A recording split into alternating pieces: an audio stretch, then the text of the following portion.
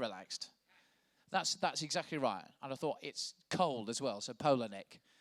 And about 14 T-shirts on underneath as well, so we won't worry about that. That's why I look like that.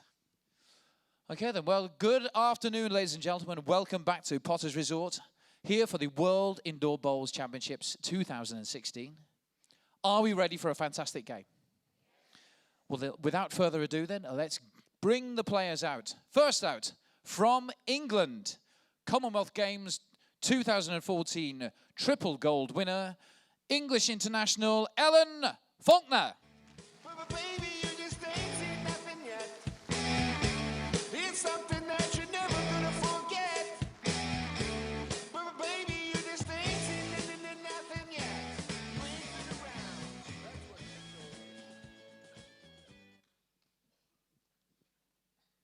And playing Ellen from Scotland, Scottish international, British Isles singles winner, Julie Forrest.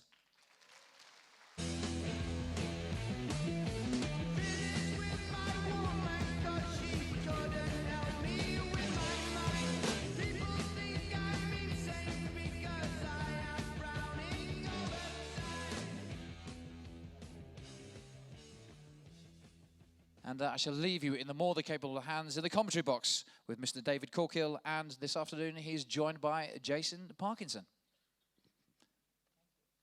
Sean, thank you very much.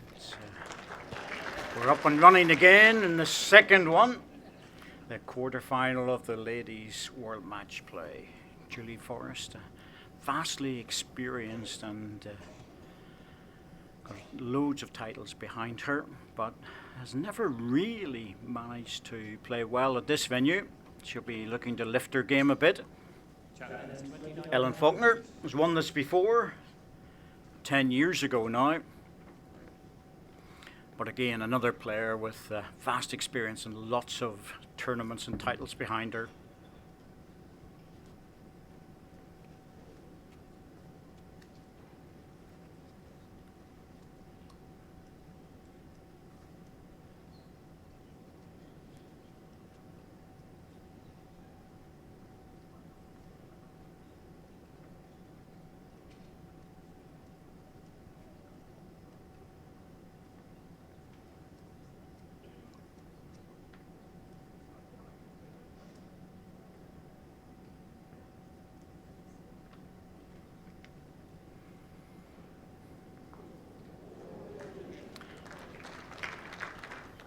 See Julie's little delivery, just a little push delivery, little bump, just gets the ball away. It's always been the same, and I don't think that's going to change.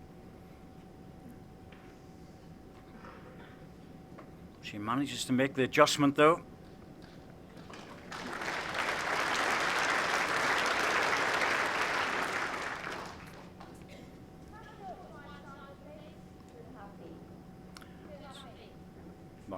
Sandra McLeish, and you see Ellen gets very low to the ground, very smooth delivery.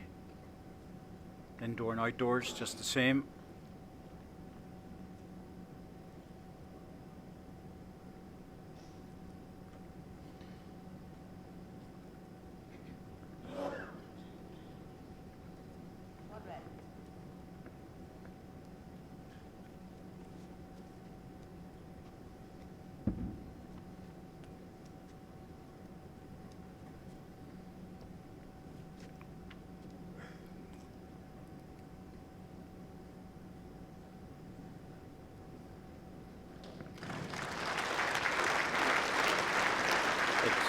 Almost defies convention that delivery can be so effective, Jason.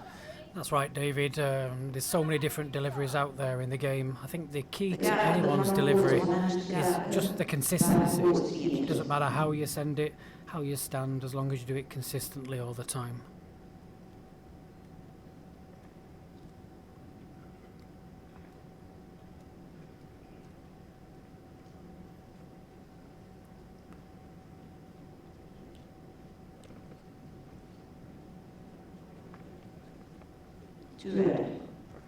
Julie Forrest has half a dozen Scottish indoor titles behind her and numerous British Isles singles. World Indoor Bowls Council ladies event, which was at the time of Julie playing in it some years ago a much bigger event. And a very credible one as well. It's another good ball. Dropped in for the treble.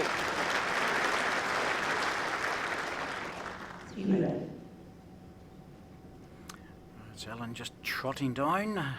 Keeping an eye on the shot clock, of course.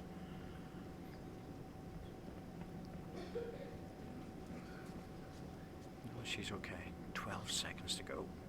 Be a running ball in the backhand.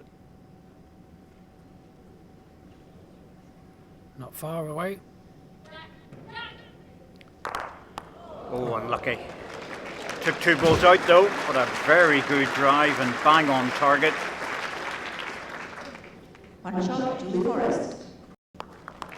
Ellen wouldn't have a reputation for being a driving player, but she's an English skip and she plays all the shots and, more importantly, knows when to play them. But that was a beautiful drive and bang on it.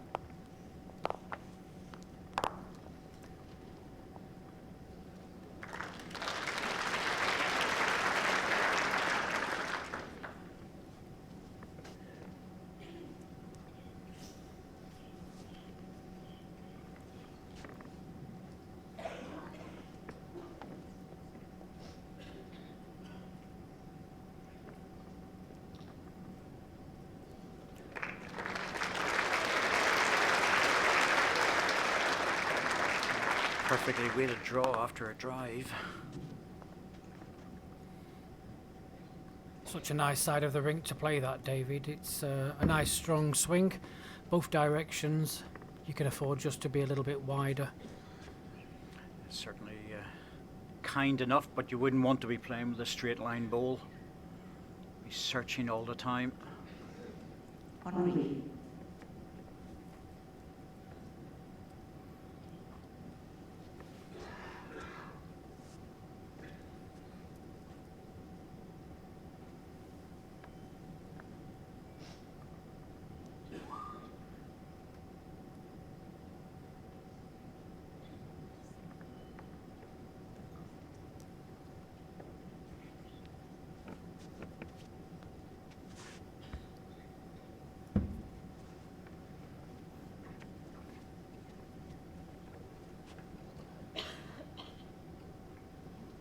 So Julie just to look at adapting on a weight. Just going underneath the jack. Very unlucky. Julie's bowl, where's it in relation to the jack, please? That's half an inch past jack high and the gap is 5 inches.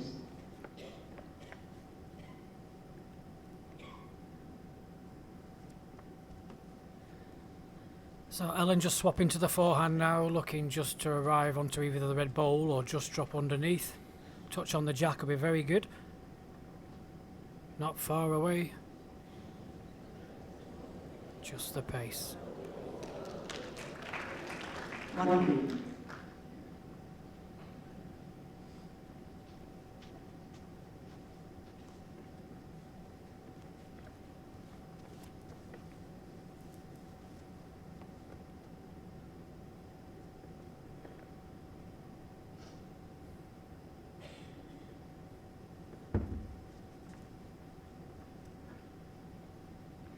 Julie steps off the wide side of the mat. So she always plays that sort of outside in delivery, as we call it, and she's very close with this. Jack full. Oh, it's a beautiful ball. Lovely delivery. Not sure if she's made the three, but certainly the shot.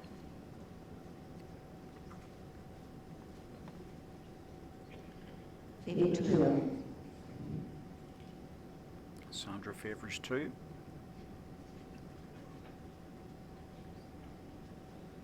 she goes again, running up and down. Goes to the gym. Well, it says in her profile she likes going to the gym, so there you go. Ellen fit enough to handle that. Well, again, now she's in the area. Ball on the ball. Yep. Oh, what a result. Well, no one could really see that happening. 2 shots, Ellen Faulkner. It was a little bit on the inside, but the plant was always coming into the head. And just got a remarkable result in the end.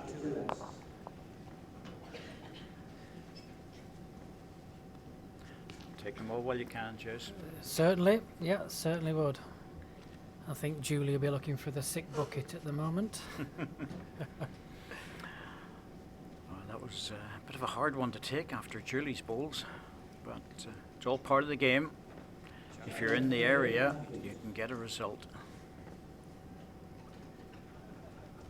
It's not too bad early on in the set, David. You know, kind of later stages of the set. I think the fortune sometimes plays a bigger part. Yes, it can be devastating. There's no doubt about that.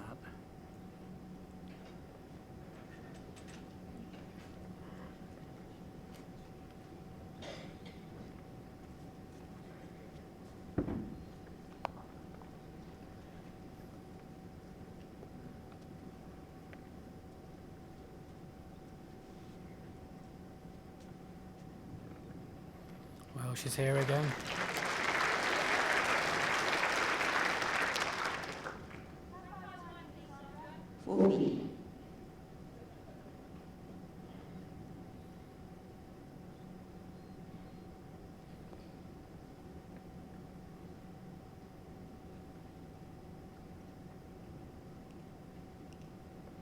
Just overcooked this, I think. Easy to push through. Well, full knowledge, you don't want to be short again. Julie keeps herself fit. She walks a lot and enjoys horse riding, and no doubt gets her young daughter Alex out to enjoy the delights of the borders out around Hawick, where she lives. Beautiful part of the country.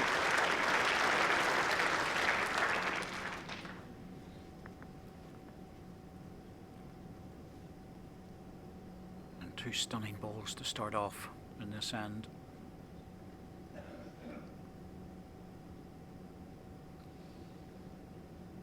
Just needs to reach now. 2 red.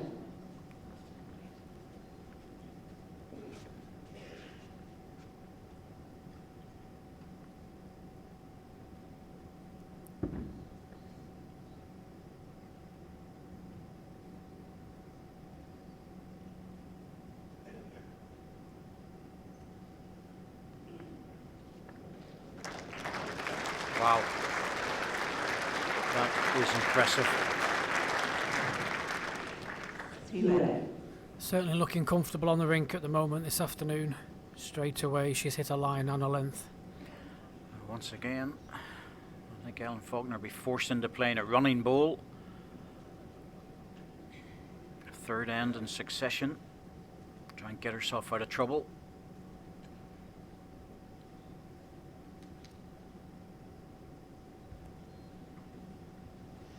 Just needs to bend. Just looks outside. Didn't miss it by much, but doesn't drop down there too quick if you've got a fair bit of weight on, and that was a nice weight for the job. Just a half a bowl wide.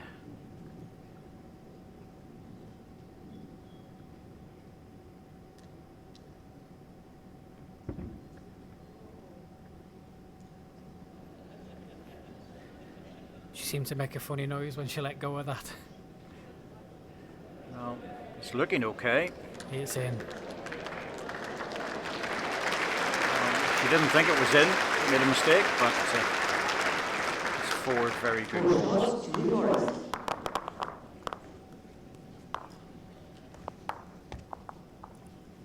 Score 5-2 after 3 ends. It's probably what people would have thought the score should be after 3 ends, with the way Julia set up the heads. But all credit to Ellen, she's using her knowledge and skills of the running bowl. But that end just got away from her.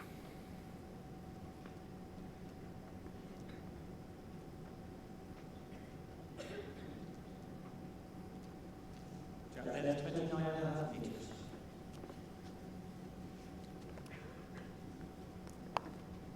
Julia has a very typical upright stance on the mat, David. Typical from the north, really. Heavier greens, maybe.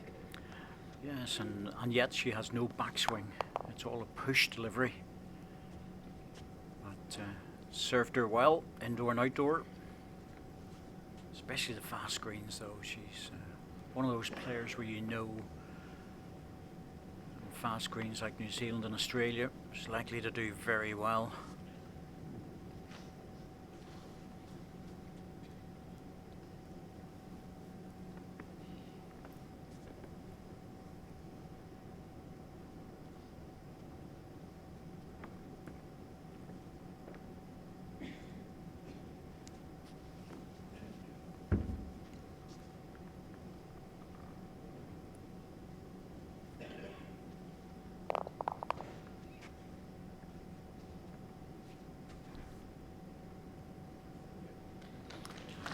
Again, made the correction.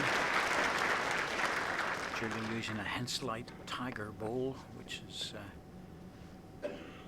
one of the normal, stronger bias versions of bowls. Taylor Ace would be the same sort of idea as would a Drake's Professional. Good bowl, Ellen. Taking the jack up. Ellen using a aero groove, and whilst most players have a choice of what bowl to use, I don't think Ellen has any choice. Perks of the job, I suppose. Absolutely. She's in charge of Aero Bowls UK. Works with her husband on that, but she's the CEO of it.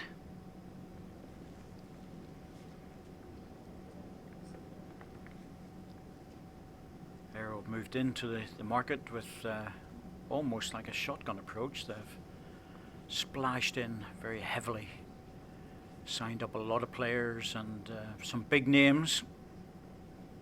Alex Marshall now works for them. Paul Foster signed up to use their bowls, and a number of other professionals.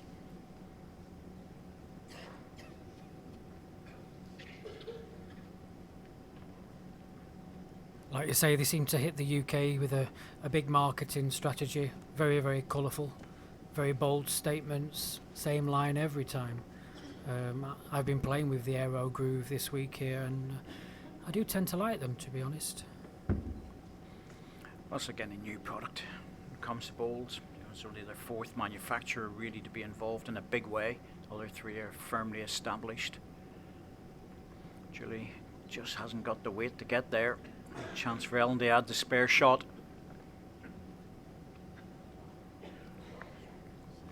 And people will move in and try them, see if they make a difference to their play, but I think there's a lot of very good bowls out there, and this is another one which appears to be exactly the same, a good marketing bowl.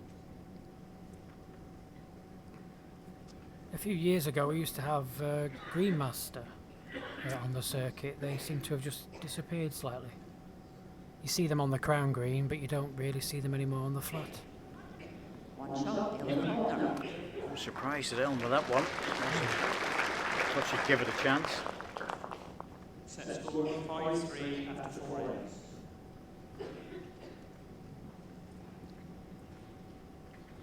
Well, it's all healthy competition, isn't it? Around the bowls market. There's certainly a lot of choice out there.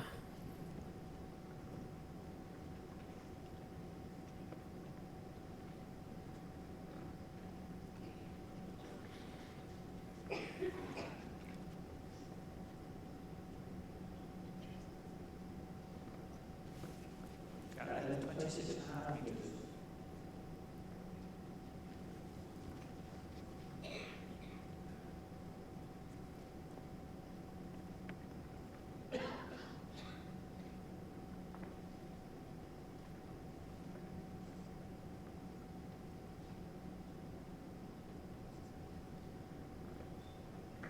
Good start here from Ellen.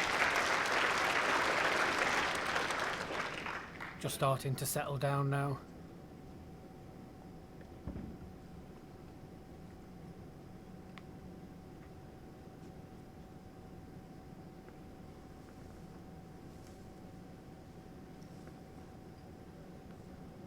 And Julie straight back in.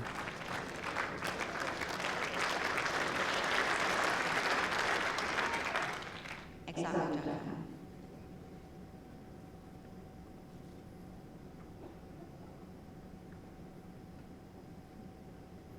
Well, it's good when you get both players playing well.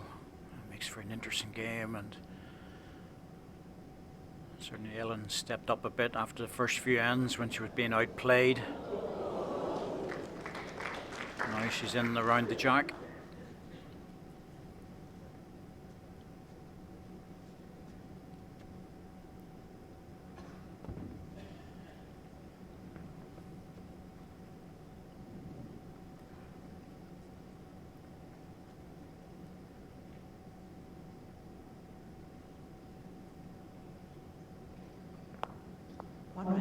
Slightly lazier finish on the backhand in this direction.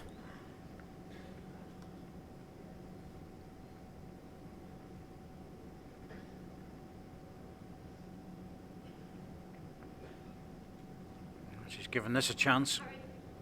Trying to get the ball to hurry for the jack. Got it. That's enough. Played it with beautiful weight.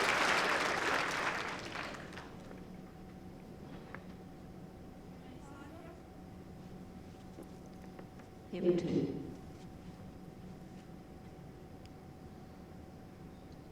Might see Julie arrive at this down the forehand.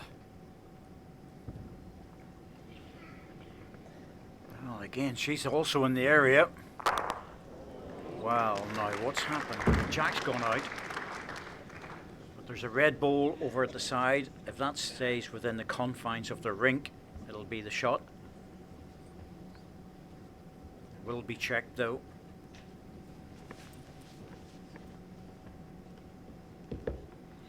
Get all the balls and things out of the way first, but seem to be happy enough that it's there. That's a yellow marker on the bank that you can see. Helen's going to have to play across the line on the backhand.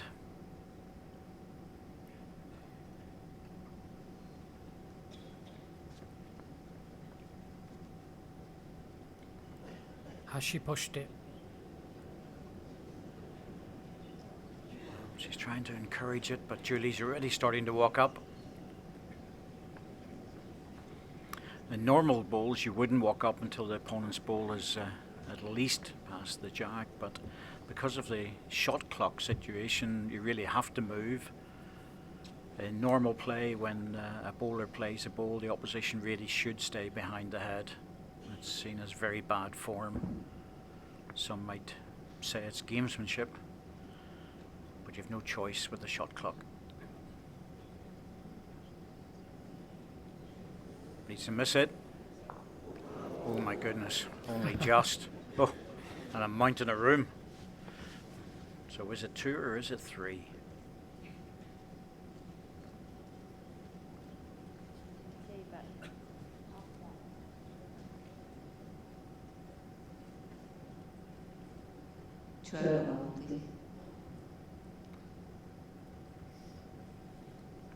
Two conceded and a very lengthy measure for the third.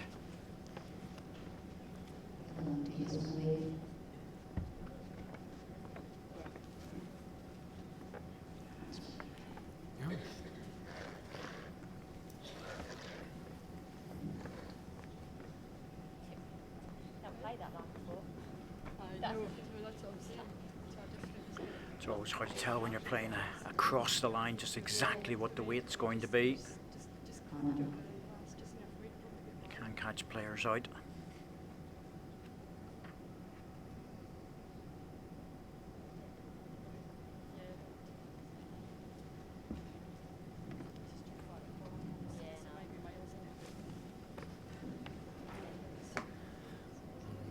Plenty of room there.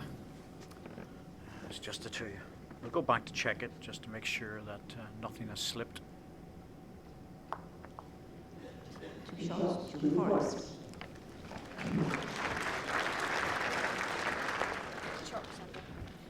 A good shot play there also from Julie, so generates a lot of weight on the drive.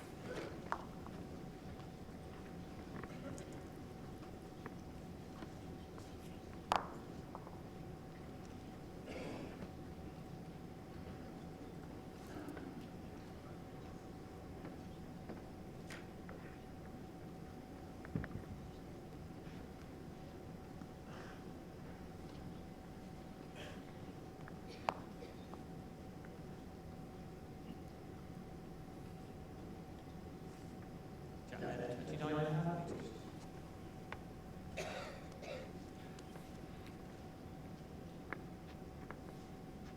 It's a very limited field here for the match play event. Only 8 ladies involved, but it's a very high quality field.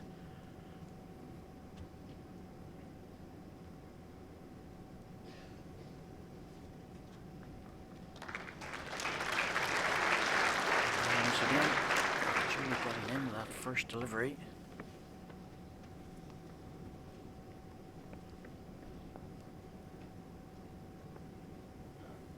This looks on the edge.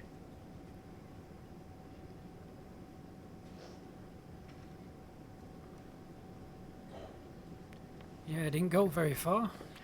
It looked pretty narrow on the way down, but a yard or weight or so and not be far away. Julie's pushed this one well out. There's no chance of getting back.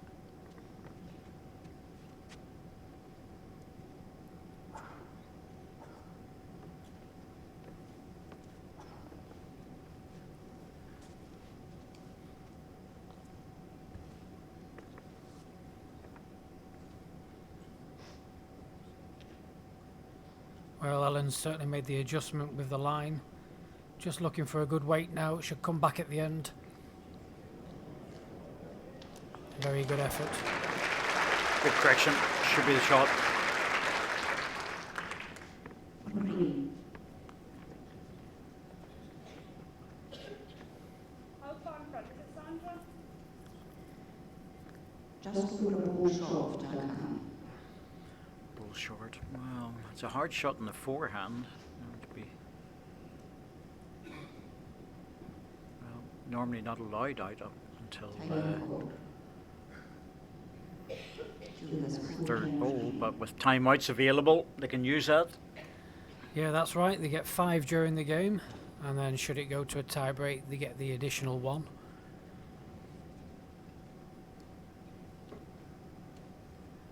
It's up to the player, of course, when they choose to use their timeouts. Yes, if they run out of timeouts and then ask for permission to go up after the second ball, it may not be allowed. It's a discretion of the match officials.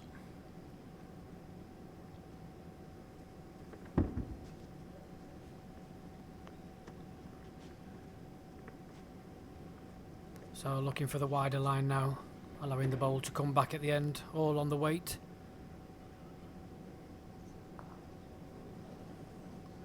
Well, that's killed off the draw on the forehand, so Julie might be thinking about it in the backhand the next time.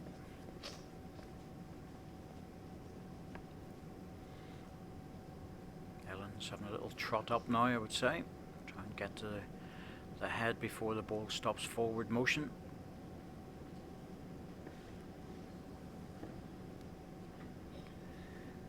I wonder whether she'll risk this underneath, David. Well, there's no draw really around the outside, so she's trying for the heavy ball inside.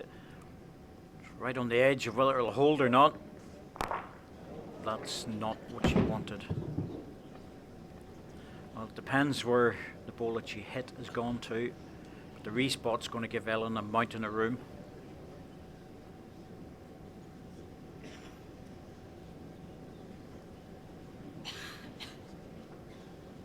There's the 2 red, but there's another green one lurking at the back. I think it's too far away.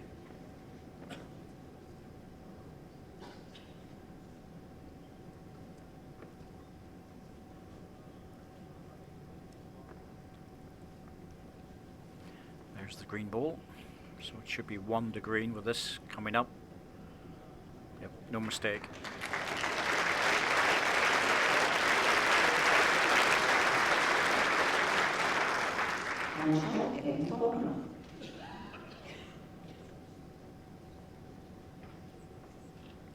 Set score 7-4 after 6 ends. Ellen's played well in this match, but it's an underlying feeling that she's hanging in a bit. Yeah, both players are playing very well. I think the advantage at the moment for Julie is a first bowl. You know, a first bowl is always there or thereabouts. That's the key for sure.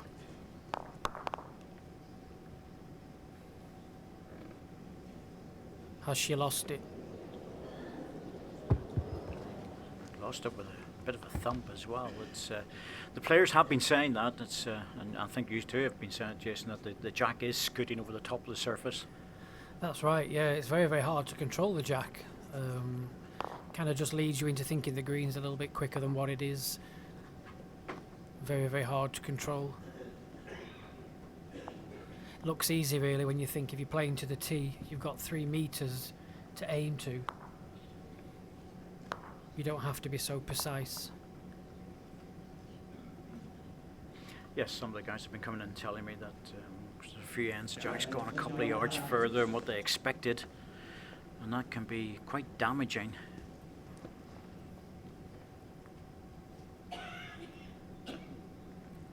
It's an important part of the game, especially for leads and singles players, but you rarely see people out practicing with half a dozen jacks. It's a decent start.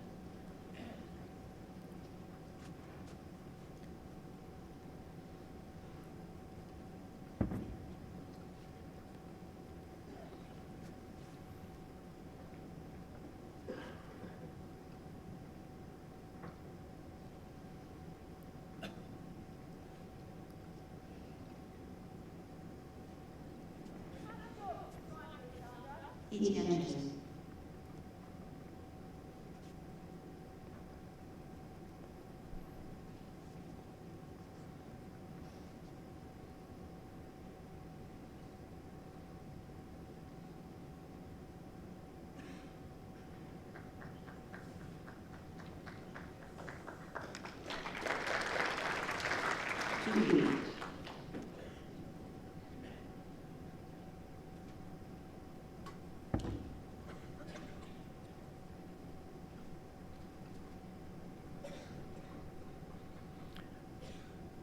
It's hard just to correct that extra foot or so, but this is trucking in well. Could be.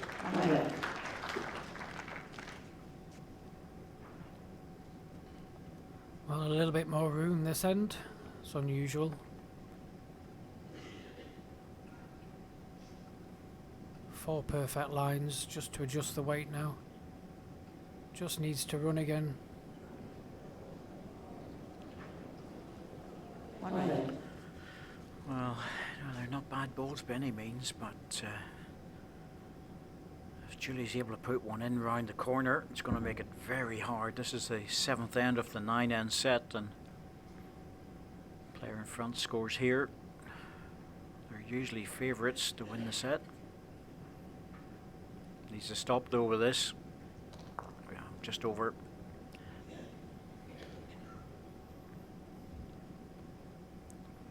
Nice little grimace on Julie Farr's face there because she realised that that was an important bowl.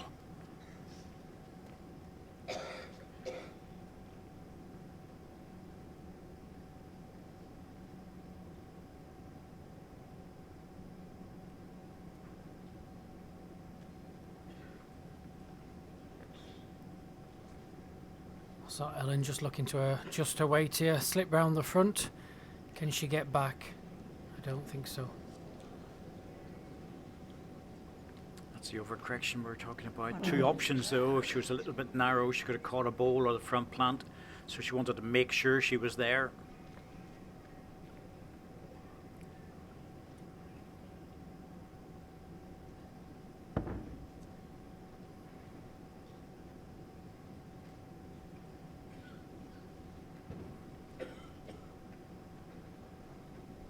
Looking good. Is it going to stop? It might be the same problem. Just running a shade. I don't know if that's fallen out or not, but again, that's two opportunities to put the pressure on, and by scoring a double, I think she might have missed them. One shot, Julie Forrest.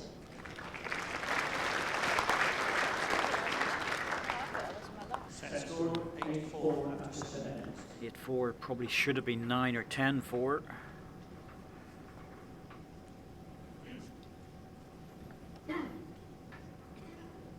It's good quality bowling, there's no doubt about that, but just those odd loose ends have become costly.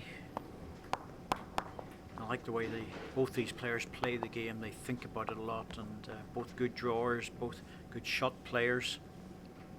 I've watched Ellen play outdoor bowls at a high level in Commonwealth Games and Atlantic Rim, and she plays the game really well. She thinks about it.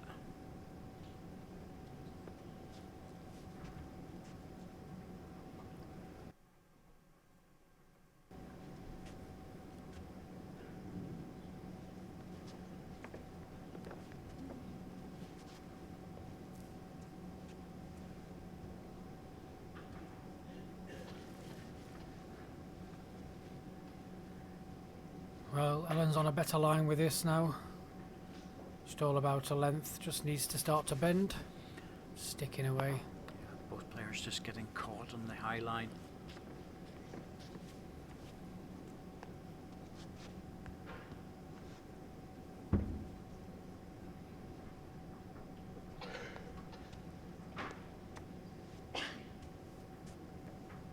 Certainly looks better.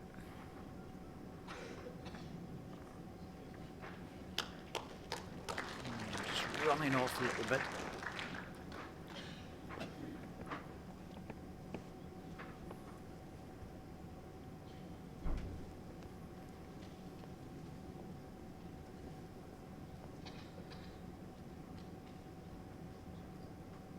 Ellen's made the adjustment as well. Just needs to hold on now.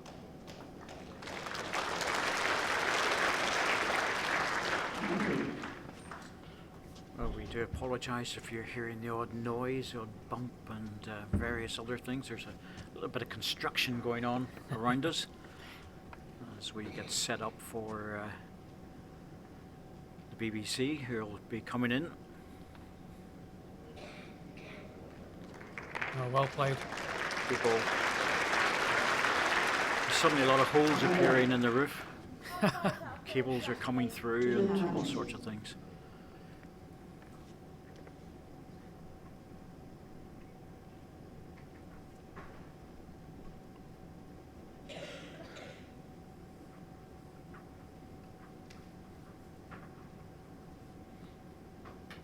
Now Ellen's just going to stop in time.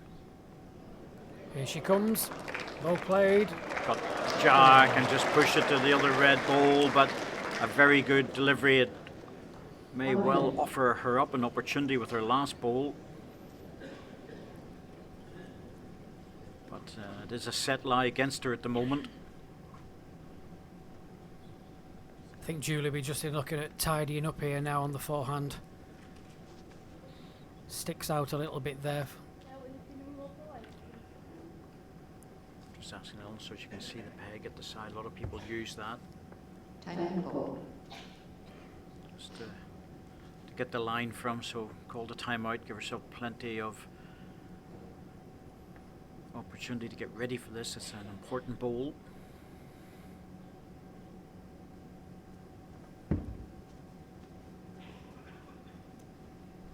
What's important here also for Julie is that she gets up to at least within a foot or so and finds the centre of the rink. That's the key to it. Centre of the rink protects her bowl. Oh dear. Well, there'll be no mistake here. Ellen will be right at this. Bowler Jack. Yeah, 8th end, she's definitely going to be looking at obviously needs to score. A couple will be even better. Should be straight down this. Nice and heavy.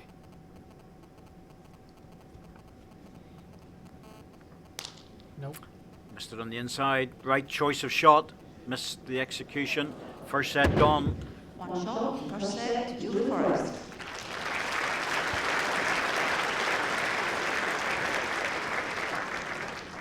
Julie has 3 tiebreakers remaining. Well, I've seen people play a lot worse than Ellen Faulkner and actually be winning matches. But Julie Forrest has played extremely well. It's very consistent. And a good choice of weight shot when she needed it.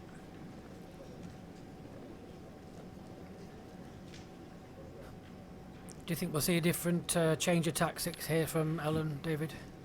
Well, she has to go a bit shorter, I think, because Julie's very comfortable on that 29-metre jack length, and Yep. certainly he's gone a little bit shorter this time. Although Ellen's been playing very well to the long length jacks, I just think she just needs to try and shake Julie. Yeah, she needs to loosen her up a little bit in terms of where she's going with the first 2 balls.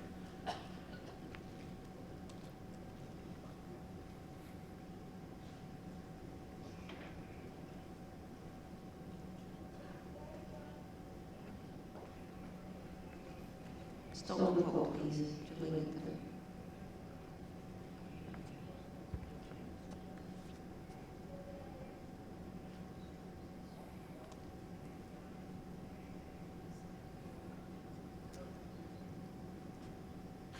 Okay.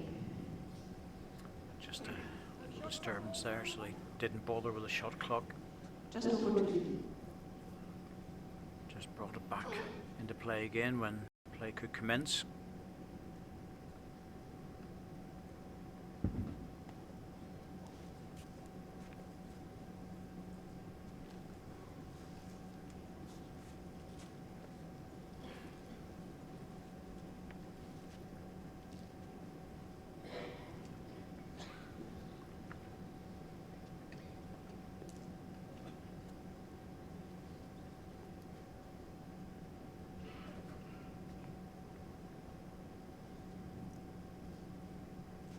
So Ellen will be just looking at missing her own here either side.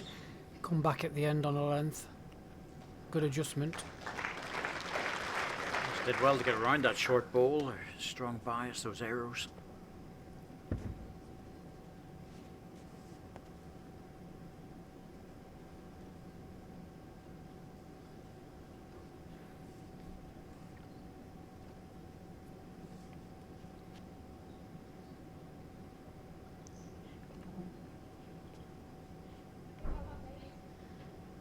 one on measure.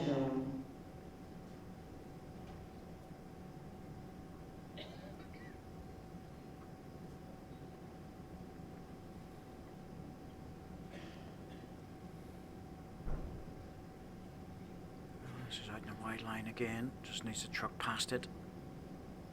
This is good. Oh, it just didn't run.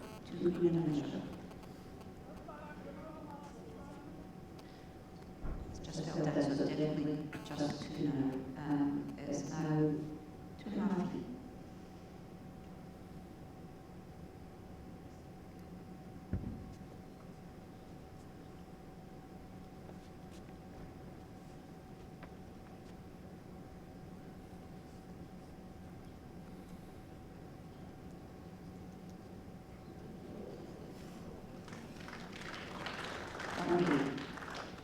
Still 1 to green.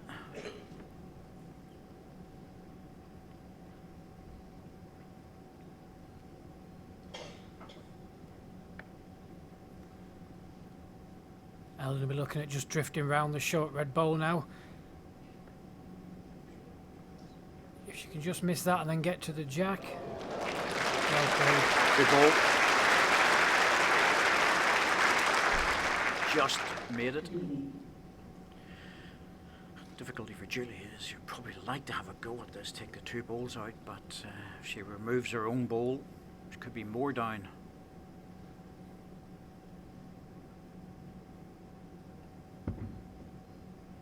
That's why she's staying the draw, but that backhand just missed the line slightly and you don't get back. Needs to be running with this, needs to hurry. was the problem. Just dropped it short.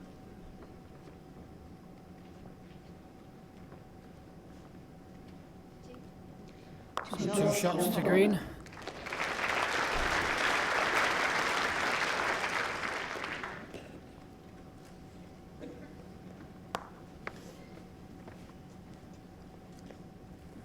So good choice there, David, to change the length. Yes, he's brought the mat up again and should be looking for something round about the 26, 27, I would think.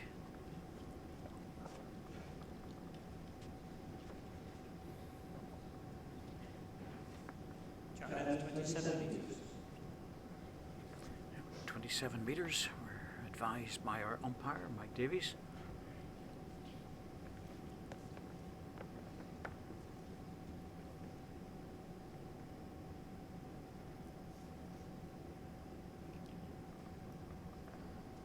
Good start.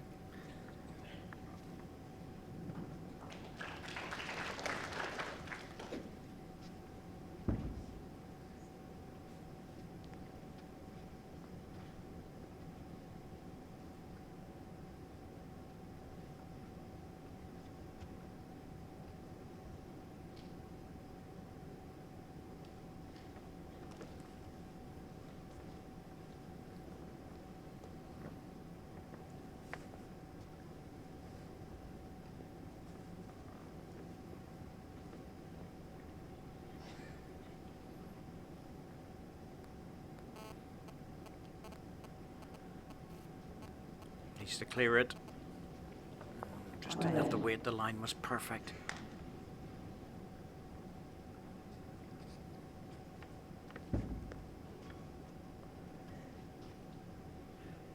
Might be asking a bit too much for this one. I'm surprised though, the forehand's wide open and you draw on that, just touch the jack, close the head down, offering Ellen a very nice shoulder to play to.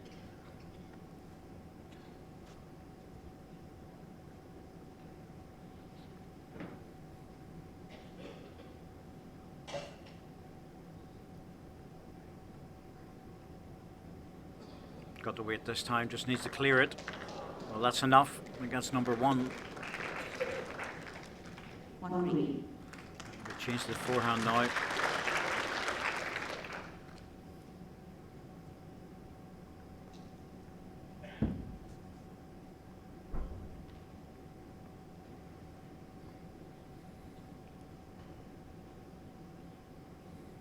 All about the running now on this line. Just push through.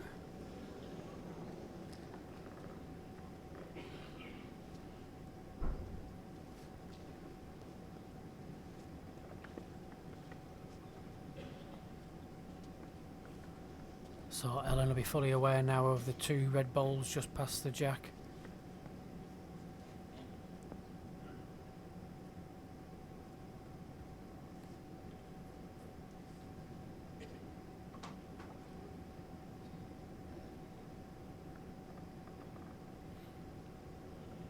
She was looking for that closest red one and just missed it. The problem for Julie is she can't go hunting for the jack too much. It'll just hold off in the line. Needs to just try and draw it. It's what we call an arriving draw, trying to make sure you're arriving to the jack, but not too much.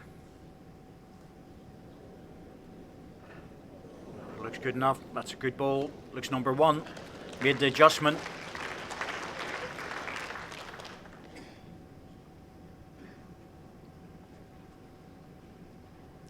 One shot, Julie Forrest. Great last ball. Touching the jack would have been a bonus to make three, but settle for one. Set score 1-2 after 2 innings.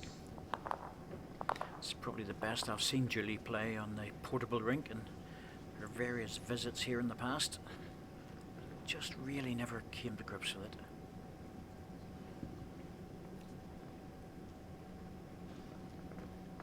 Well, she's certainly got off to a good start. You know, it's only taken just one end here just to adapt to the shorter length. Played some good bowls. Jack pressure, 29.5 metres. Back to the longer length where she's been playing very, very well.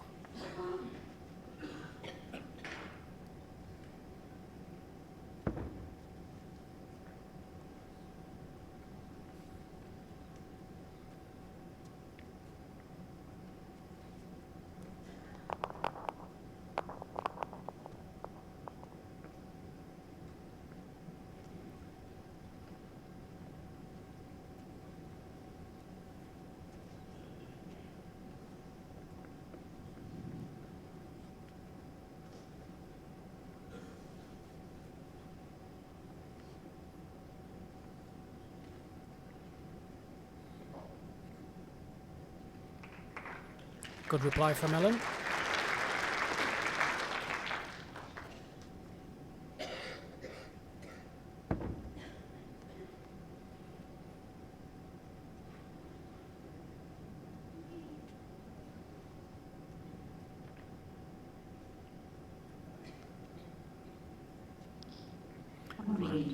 That's unusual for Julie. She's normally making the correction closer to the jag. The second bowl, chance for Ellen.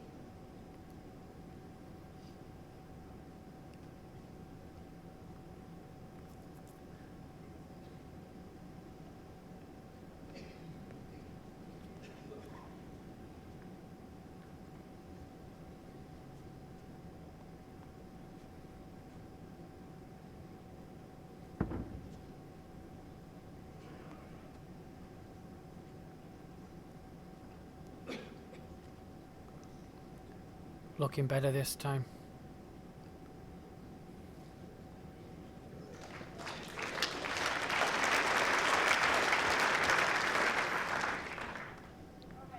Red.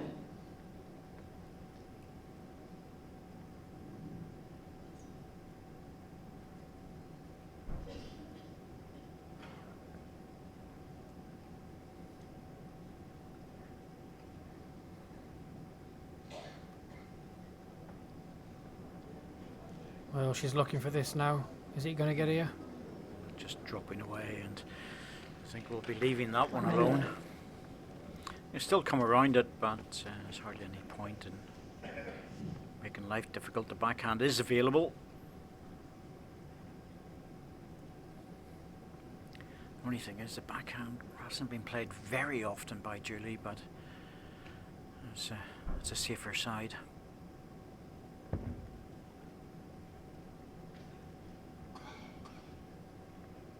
Targets green ball and just about a foot away from the jag. This one needs to hurry.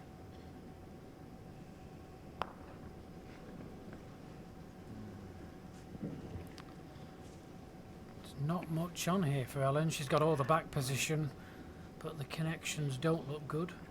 Well, the centre red ball, if she come into it full weight backhand, she could get the other red. It'll go between the jack and the green ball. She could take the two of them out clean. The forehand, well, it's very controlled and just trying to carry a yard into it. Punch your own ball onto the jack or come inside. Just depends on what she feels gives her the better opportunities. She could be a bit fortunate on the backhand. There's the shorter of the two red balls. Could be maybe a connection onto the jack that way if she's fortunate. Looks like she's going for the runner in the backhand.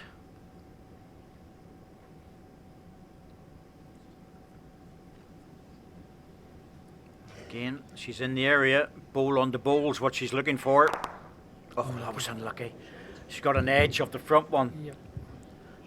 Took the angle away, but she might have got the shot out of it. Looks like she scored a one. Well, in the end, that's a good result.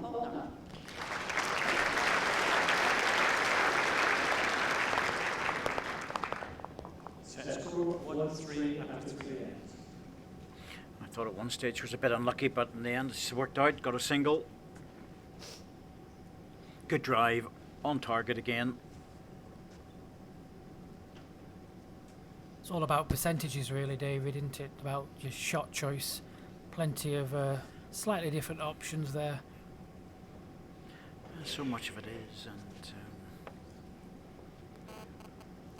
it just proves a point that it's not just the men that look at these things, the women as well. Some players, the women's side, are very good at looking at the percentages and the controlling the game with damage limitation, which is exactly what Ellen Faulkner's been doing.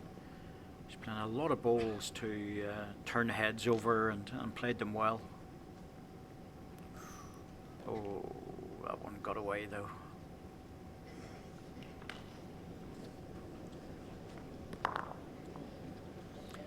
There you go, Ellen. I just praise you for the type of bowling you've been playing, and you put one down like that.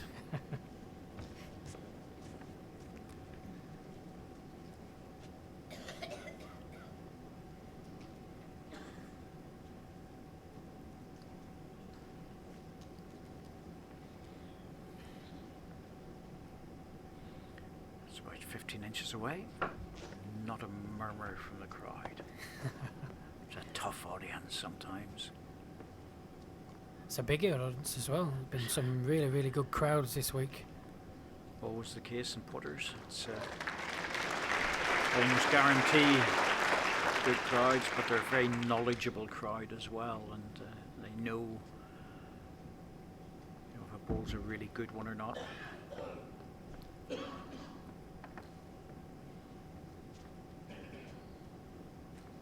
See them clapping position bowls and bowls to the respot and various other things. Good effort, Julie. It's going to drop, but it's still 1 to green.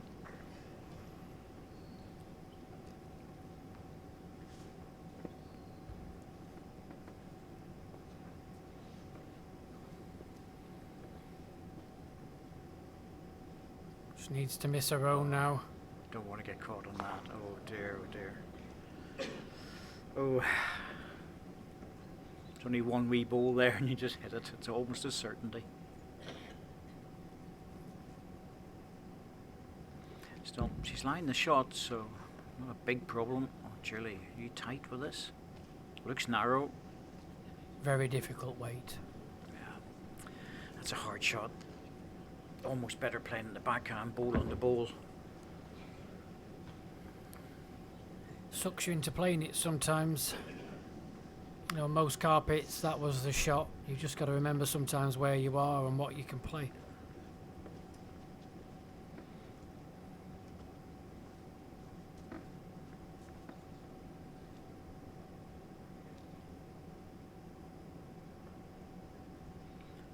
Ellen should have opened the door by moving her front.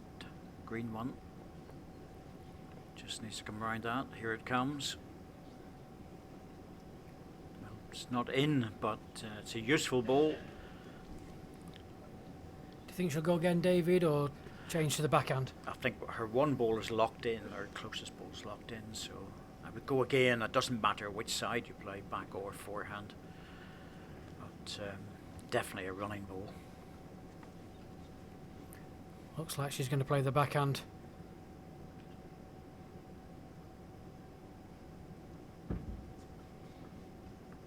This is different. That is a hard weight to play. She's close to the front one, but she get the right connection. Oh, it needed to go over once more. Still 1 to green.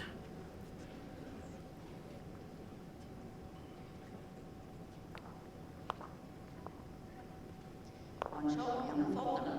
Yeah, I think it was the right shot to play the backhand, but just needed more pace on that. Score 4 out of 4.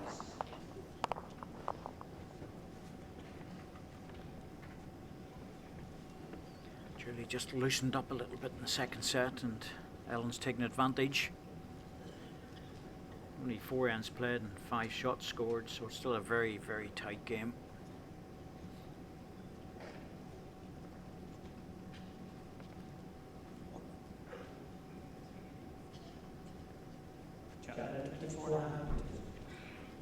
Very short this time.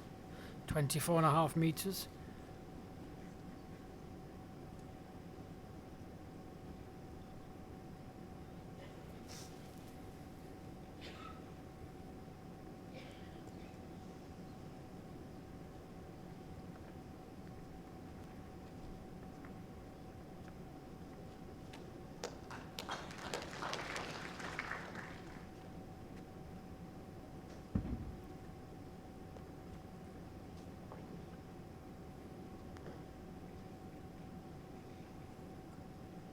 Not far away with this one. Good reply here from Julie.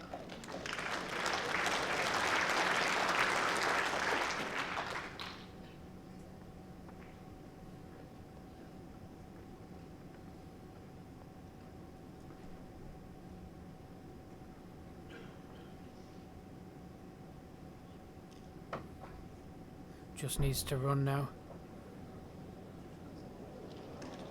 One red.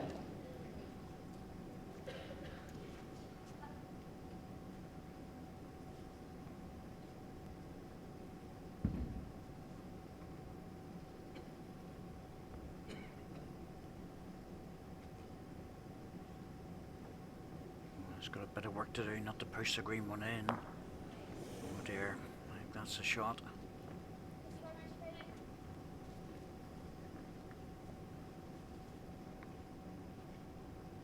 By equals hill.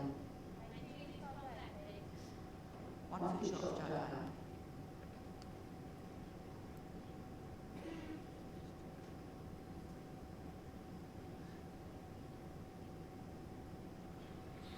Ellen looking to play it.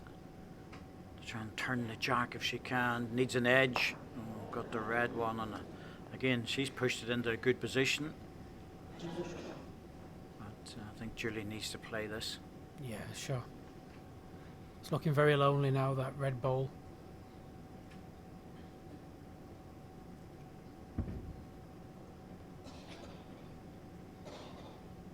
Interesting choice of shot. Needs to come around her own short one, get behind the jack. Just worried she's going to frame it. I think it's already framed there, but just trying to check what the confirmation is of who's lying the shot. Couldn't hear Sandra. Ellen's going to take a time out here. I think she said it was a measure. Well, if that's the case, you just have to take your own chances.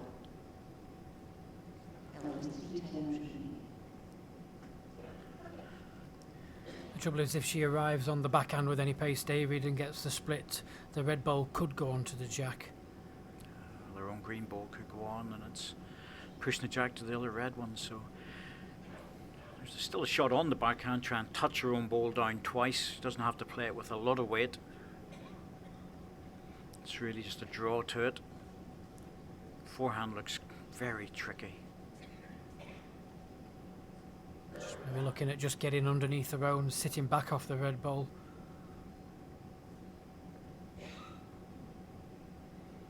That's a very hard shot in that forehand because it just holds off until the last moment, and then it'll bend deep. Here it comes. That was a hard shot. If she'd have come inside and picked the jack up there, it would have been okay, but it would have been 1 against 3. Still not sure. I can still see a measure.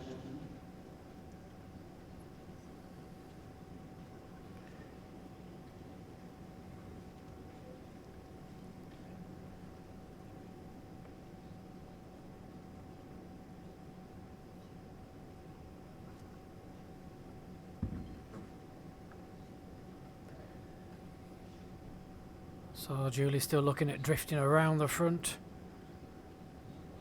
Well, it's the last ball of the end, so I think that was a practice. I can only assume that that was a practice ball. She must favour her own.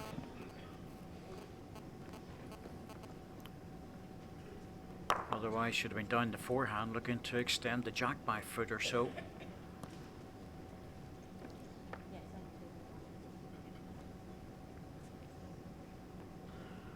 Getting all the debris out of the way. Shot ball's got a little chalk put on it to hold it in position, but they'll just leave the other red one. Make sure it doesn't move. It's a tricky one because there was a shot on to try and capture you earlier, but then I got it all As the girls just stand in front and have a little chat about what was to be played. We don't need to see, we'll be told. There we go. Oh, that looks like 1 to red. I think that was a good call by Julie. Yep. 1 shot, Julie Forrest.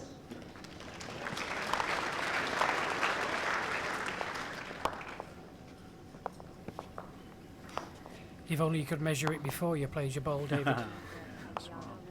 Set score 2-4 out of 5 innings. Even next week when the rings arrive with all the little gizmos we have for the BBC, it's still not guaranteed. And of course the players can't see those rings, so it's of no benefit to them.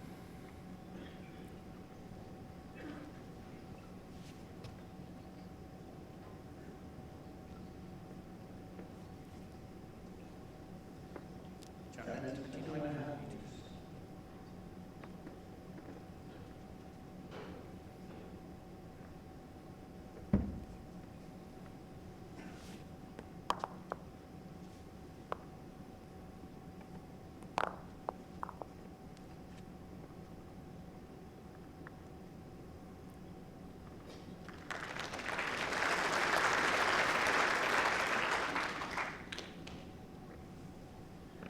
So Julie straight back onto the length she's been preferring, David, there, and it just shows you why. Another good opening bowl.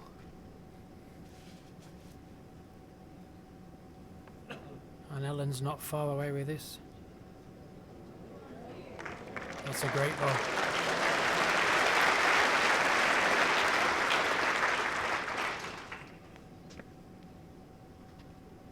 Good stuff on the new length.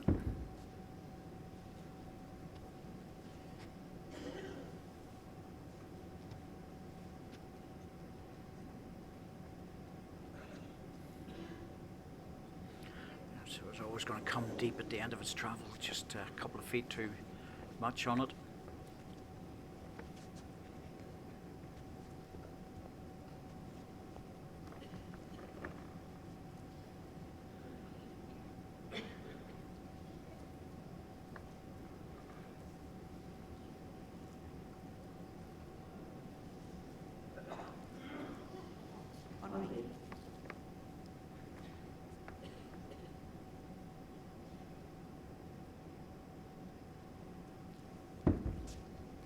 Thing for Julie here is not to overcorrect, just keep a little bit of weight on to try and get her own bowl on. Oh well, that's changed completely now. That ball dropped down. She has overcorrected, that was the danger. But that's going to be hard to remove the green one with it dropping down like that. Certainly made it safer for Ellen. Be interesting to see whether she goes back onto the backhand just to slip round. She doesn't want to make it any bigger on the forehand. It is a nice hand to play.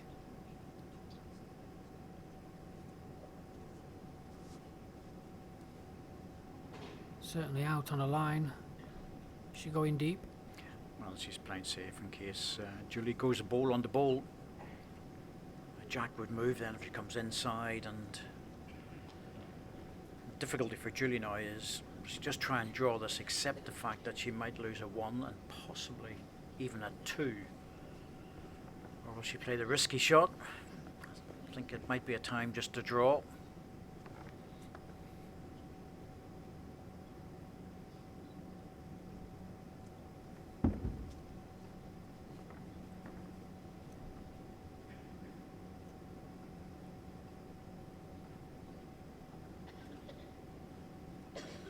Well, Just under. unlucky. Good effort. Spare shot opportunity, but not an easy one.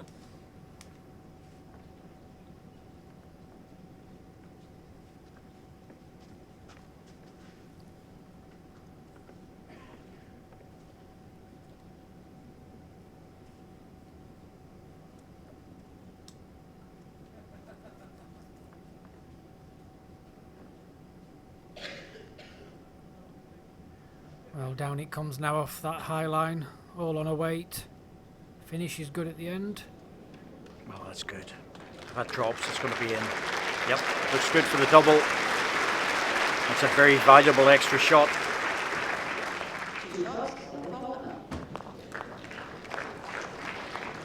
Three ends to go. Julie Forrest can afford to draw the set.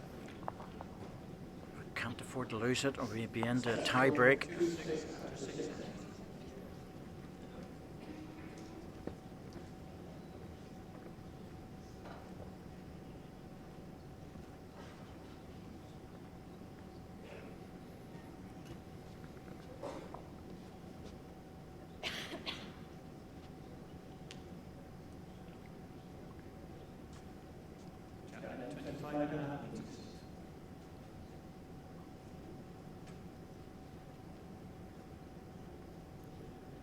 So Ellen will just be looking at scoring at least one of the remaining 3 ends.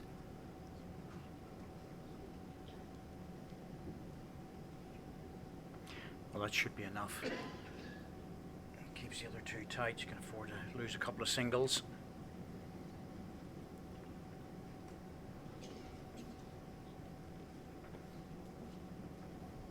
I think Ellen in the second set's improved her game a little bit, but Julie's just gone off as well. Not much, but just enough to open the door for Ellen. There's another good first ball coming in.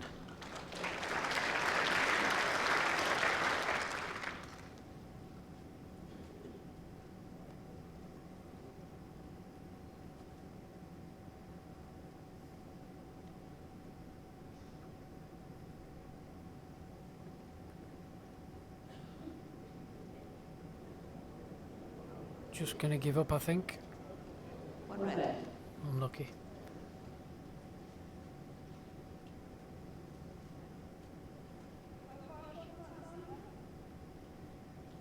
A 15 inches short, Jack.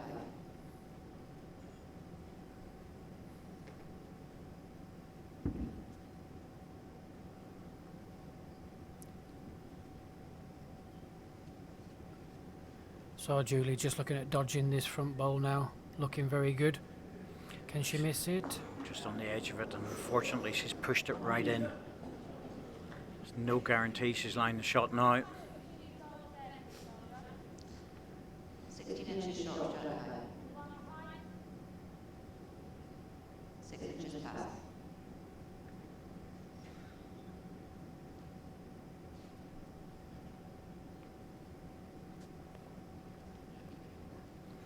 Well, the forehand looks out of commission now for both players. Backhand's the one that just holds off a little bit. It's a good ball. It is Jack high.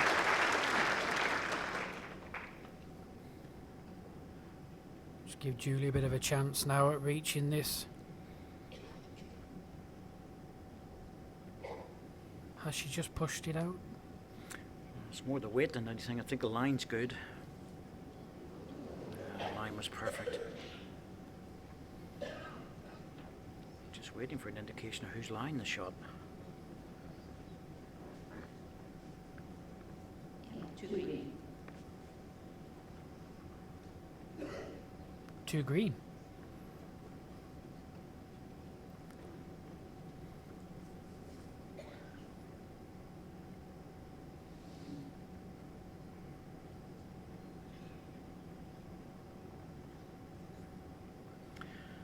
Last ball of Ellen's just dropped in Jack high for another shot, and Julie's got no choice. She has to play for this.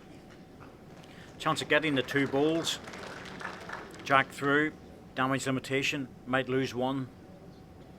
Still gives her a chance in the last 2 ends, and I think a double here will just be too much.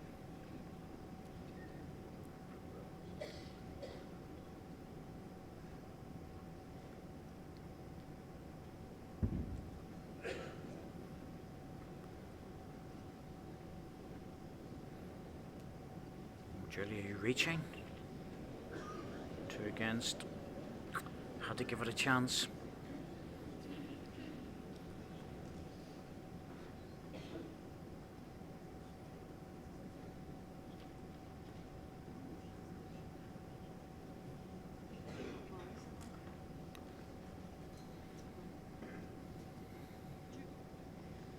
Two shots, Ellen Faulkner.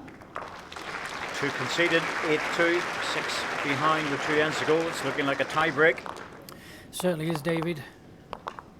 It's certainly been a game of 2 halves, really. I think the length has dictated the game so far. Just shows you how important tactics are in this game.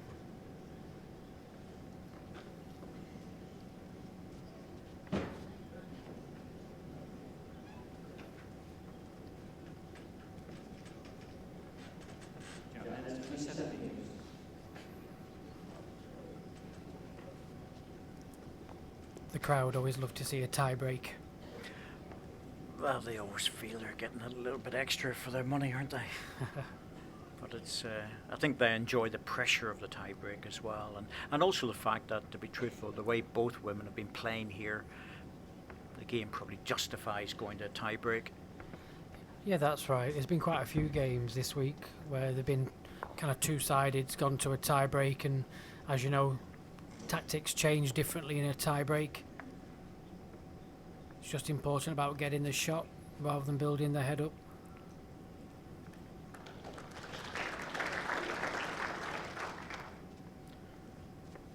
Well, Julie Forrest needs at least 2 for us to go into the last end. But realistically, she needs a 3 to give herself any real chance.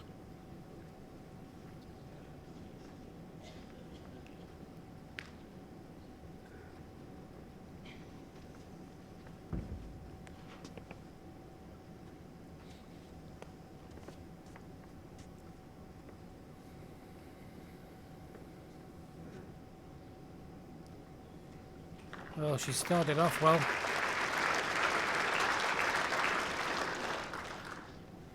Well, this is the bowl for Ellen. Drop in off the back red. Second shot. Do it with your third. Don't leave it your last bowl.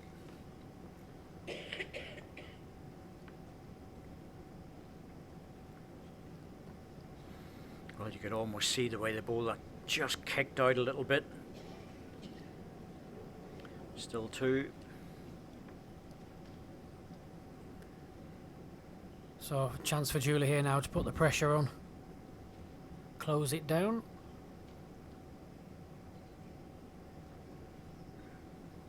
All on the pace. Oh, looks like it's going to sneak in for third shot, but it's a bit of an angle, and I would expect Ellen to hit this. Depends whether there's 2 or 3 in it.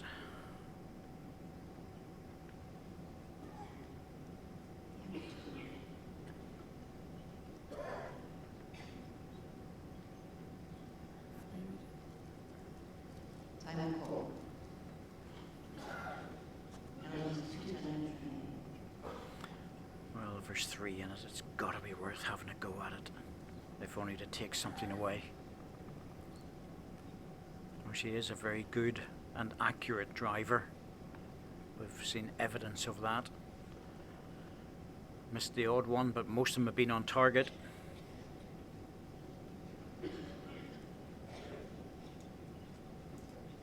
There's plenty of timeouts, so doesn't need to hurry too much.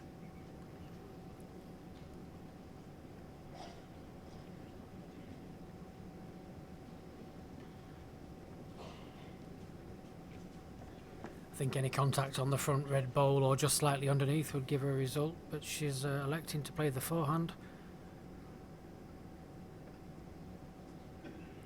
Well, it's a slightly inside line. She was just a few inches wider than that the last time. Needs to stop. Not sure about that one. 2 red.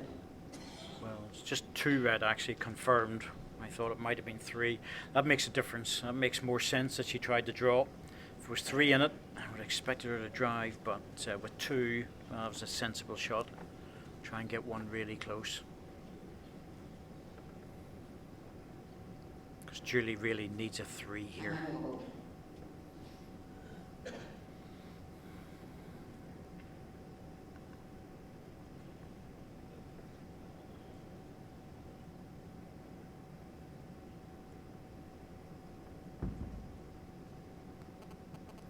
Well, just looking at missing the front either side of it with a good weight. She can't be far off. Yeah, she's on a good line. Well And she has played. good width. Yep, well done. Very well played.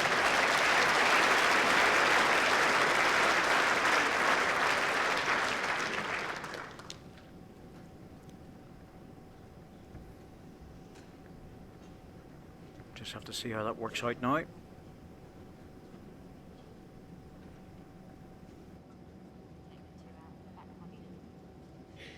3 shots, Julie Forrest.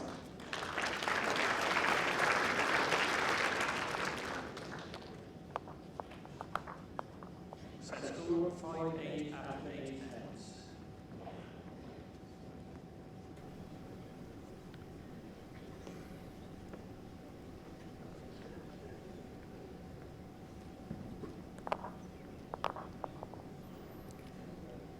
Julie's opened up the door a little bit, giving herself a chance.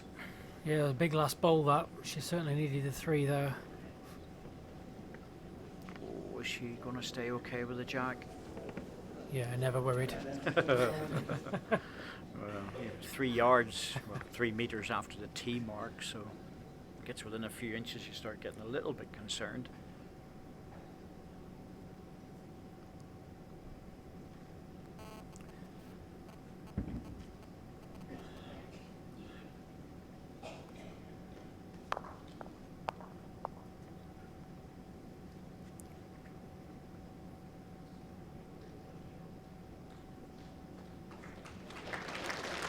Good starter.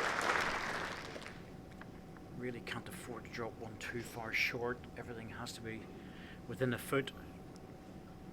Yeah, you need to give yourself a chance at this stage. Ellen will just be looking at packing the head now with bowls. Just stopping Julie getting any kind of a count.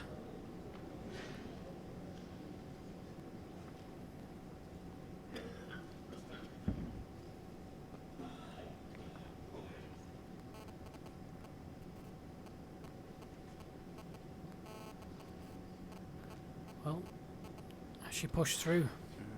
It's a bit far. She really wanted the same sort of bowl again. I'd expect Ellen to adjust. I think that's the problem sometimes, David, when you know you need to score. You can't be short, like you just said. It's very, very easy just to push through.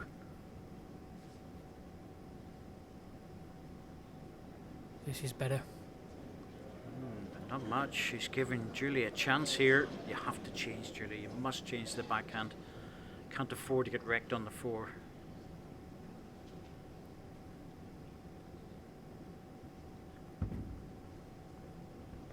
This is the hand I've been, well, it's been rare that they've played it because they know if they go a bit wide, it just struggles to make it back. And just like this one,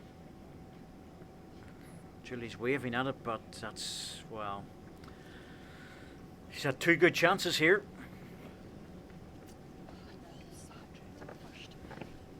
Ellen thinking of what Julie's going to play, which is probably a 4-hand to try and run the jack through to the 2 back ones. She should be covering the 2 red. Yeah, Julie's ball has just fallen over. I don't think it makes much difference. Ellen will be looking at just slipping past here, protecting that trail.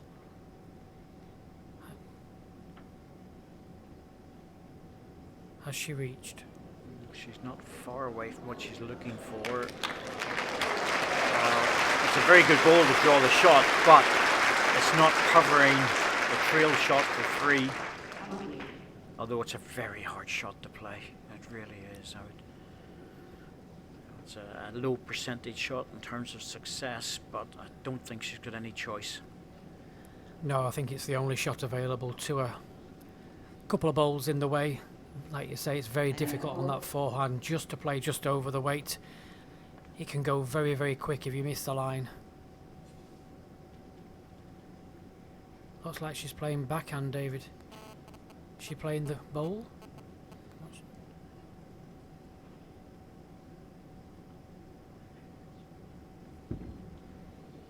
Going for the straight jack. She's very close to it. Oh, she's got it. What a ball. Absolutely nailed it for 3. Now that was a very good ball. And the only reason I didn't think she'd play it was because it gives Ellen a bit of space to draw. Whereas the trail would have been just absolutely perfect, but that was a very, very good drive. That's just a match lie. That's a perfect ball, yeah. Ellen will just be looking at concentrating on just making 3rd shot here. Doesn't have to have anything fancy. 2 yards off the ditch will be perfect. Certainly out on a good line. All on the pace, David. Looking good. The line is absolutely spot on, but will she stop in time? It Yeah, looks good good. ball. Yeah, there's too much room. Just the one. And that was the only problem with the drive shot, was it was leaving Ellen so much room to draw it. But it still had to be played, and she played it very well.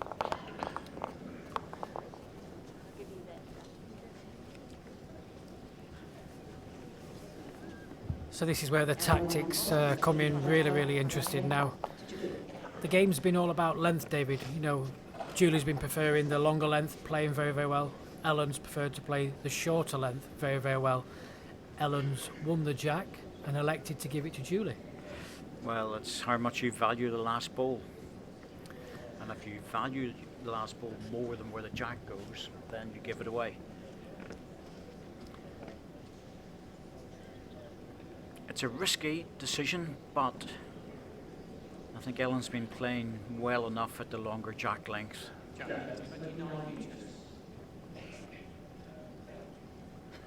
Yeah, the key in sets play is definitely the last bowl. Opposition's not got any reply then.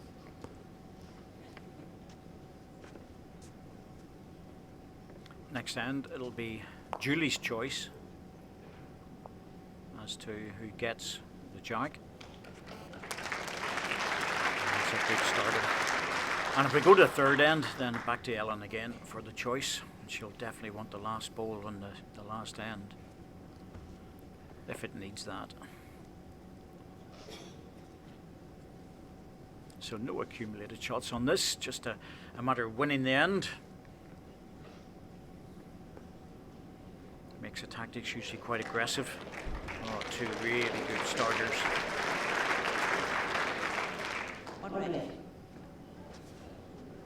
I'll put you on the spot here, David. Can you predict the winner? Nope. No, both players are playing the draw very, very well. The conversions very, very well. It's very, very hard to call. Yes, both of them have been playing good running balls. That's the reason why, more than anything else. First set, I would have said Julie. Second set, it was really in the favour of Ellen, but you know, when it comes to a tie break, anything can happen. Well, just needs to bend a fraction. Very close. No, she's got it. Used her own ball very well indeed. Used it as a shoulder.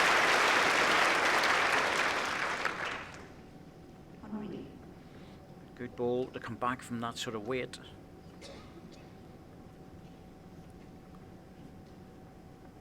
Just shows you having that slightly stronger ball gives you the confidence just to play just slightly over.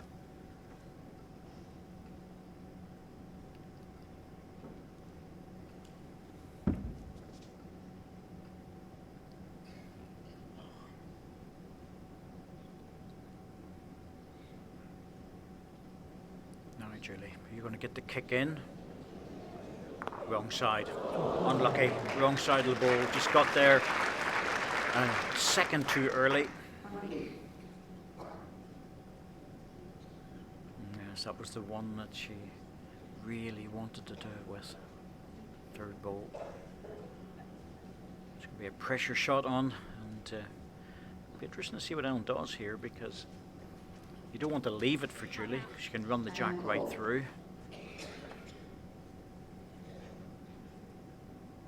Maybe go for the spot. She looks like she's going for cover.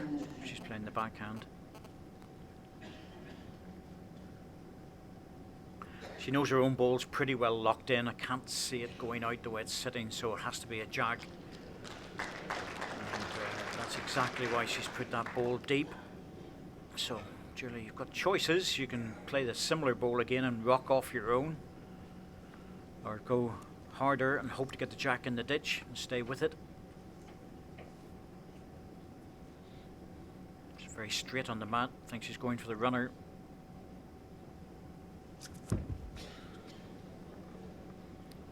Now, will she get down from there? Don't think so. No. Always a bit on the high side.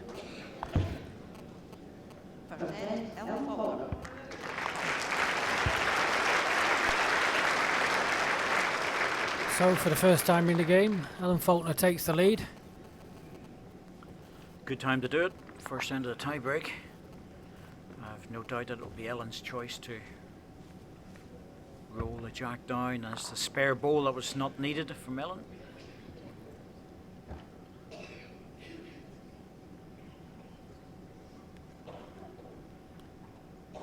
Ellen will revert to the shorter length jack now here for sure. She's thinking about it. She's thinking about bringing the mat up a little bit. Yep, there it is. Just a couple of yards up. And Ladies' Day is always popular here. Big crowd, Potter's Leisure Resort. I've already seen Laura Thomas take out Janet Scow by 13-2, 12-3, the defending champion. Bit of a canter, that one. Yeah, the defending champion was on absolute superb form this morning.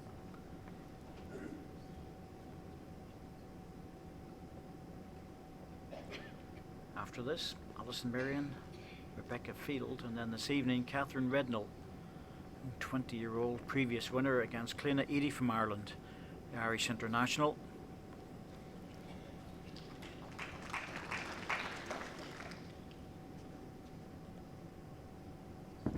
Always nice to see new faces on the circuit, David.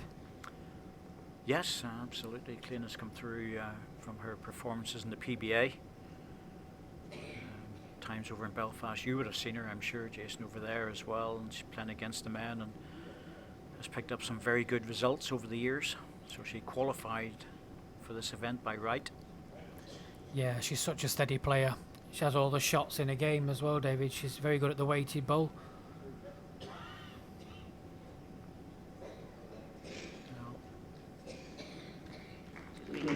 Not bad of the starters, but won't be good enough to win this end, I'm sure.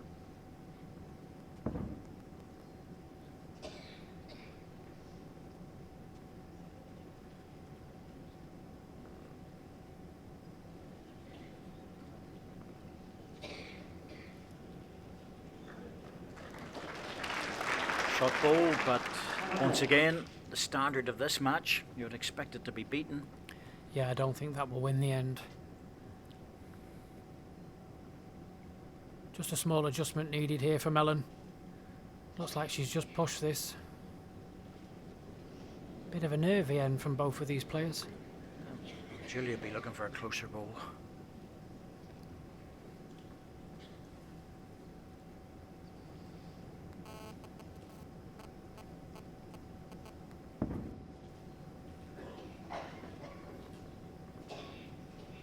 Not sure about this one. It's kicked out a little bit. It's going to come back now. Best you can do is to lock her own one in. Well, it's very beatable on the draw. Well, another bowl for Ellen to sit on here now. Just needs to adjust her weight.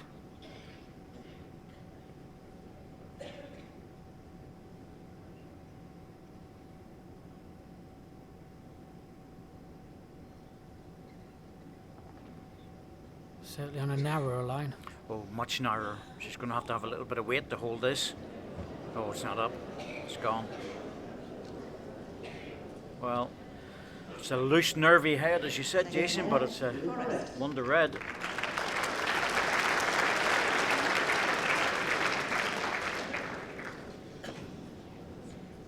Just shows you how nerves play a part, even for the bigger guys. You know, the main players still have nerves. No one wanting to be short there on a vital end and just pushing through and then overcorrecting with the last. I'm very surprised.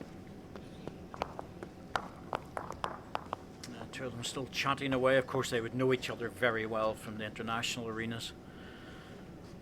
International series where I'm sure they've met before.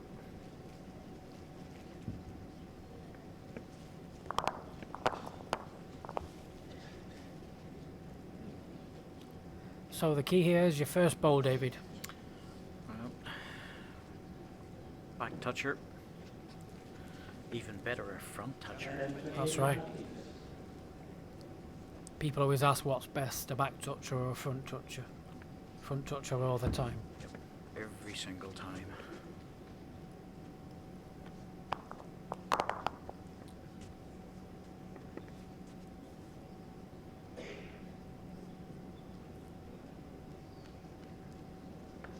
Not a bad start.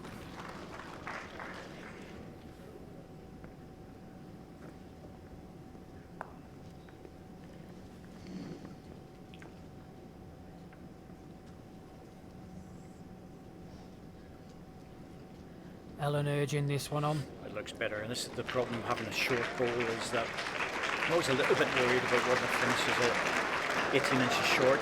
It stops the running ball, but it also means that if someone beats it, it's quite hard to get around.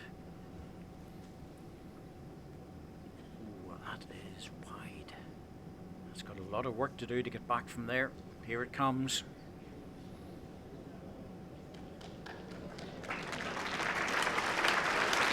Good ball for shot. I think Ellen will just arrive at this now.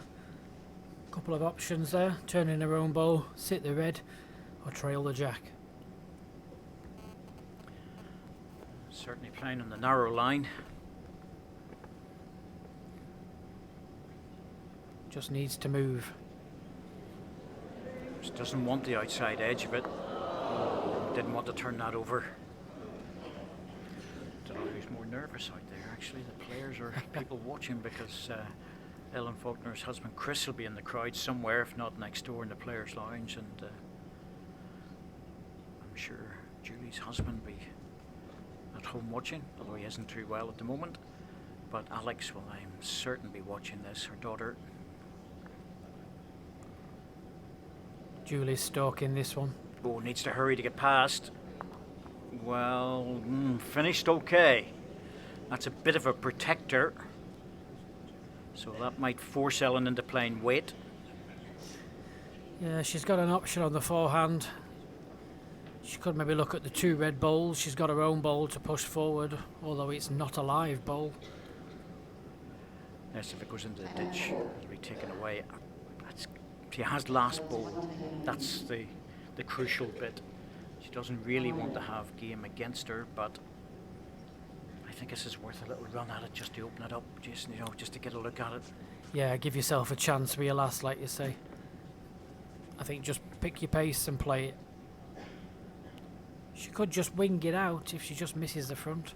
Yeah, two balls can go.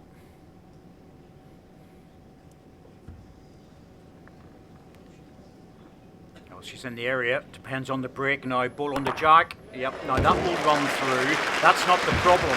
It's the second green ball. The second green ball. How far is that from the ditch? But it's a match lie. The other one will be taken out. That's not a toucher. So a big bowl for Julie now. This is not easy. A good choice of shot by Ellen. She played the percentages. Reads the game very well. She played the correct weight as well, David. Yeah. Keep her own ball on. Yeah. Maintain just 2. She'll come up again. She can use both timeouts if she wants. Just take her time. This is a big bowl. And Julie's played very well in this match, I have to say, and be very disappointing for either player to lose. Someone has to, of course, but there hasn't been much between both players. There is room, but it's not easy. It looks like a backhand shot to me. Yeah, I think she's just got to have it in her head, definitely which hand she's going to play before she gets back to the mat. Both hands are available. She's played the backhand very, very well. Just needs to adjust on the weight. She's probably got roughly about a metre, do you say, David, I would say so, yeah. That's to get with him? not easy. Nope. Seen these miss so often. You know you have to give it a chance.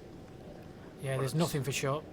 At the same time, you only have to be a little bit, and you just drop into the ditch. So a lot of pressure.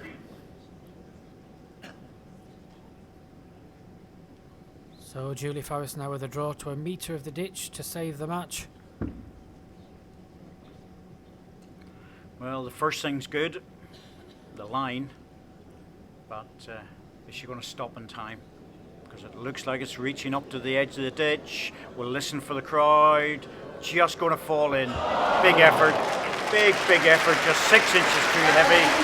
But she loses the last end in the tie break. A really top quality game, Jason. Yeah, that was a brilliant game there. Very, very difficult. You know, one set went one way, one set went the other way. But at 9-4 for Julie Forrest in the first set when she was absolutely brilliant. Ellen fought back to win 8-6 and then the tie-break 2-1. It's Ellen Faulkner through to the semi-final. Join us in about 10-15 minutes. We'll have a next game in the afternoon, and it'll be a fascinating one. Rebecca Field, the previous winner, against So we've got a Alison few Miriam minutes from the Channel before Islands. our next game. So if you do need to have a comfort break, please take it now. And we'll be right back with you very shortly. Thank you.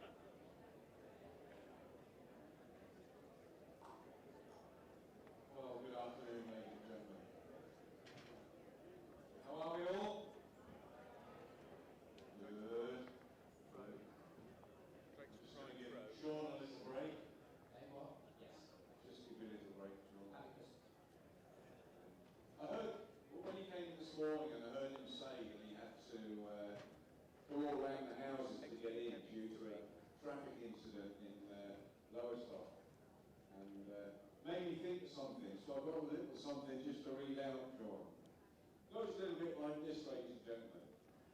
I have a little sat-nav that sits there in my car. A sat-nav is a driver's friend. It tells you where you are. I have a little sat-nav. I've had it all my life. It's better than the normal ones because my sat-nav is my wife. It gives me full instructions, especially how to drive. It's 60 miles an hour, it says. You're doing 65. It tells me when to stop and start and when to use the brake, and tells me that it's never, ever safe to overtake. It tells me when the light is red and when it goes to green. It seems to know instinctively just when to intervene. It lists the vehicles just in front and all those to the rear. And taking this into account, it specifies my gear. I'm sure no other driver has so helpful a device. When we leave and lock the car, it still gives its advice. It fills me up with counselling. Each journey's pretty fraught. So why don't I exchange it and get a quieter sort? Ah, well, you see, it cleans the house and makes sure I'm properly fed. It washes all my shirts and things and keeps me warm in bed.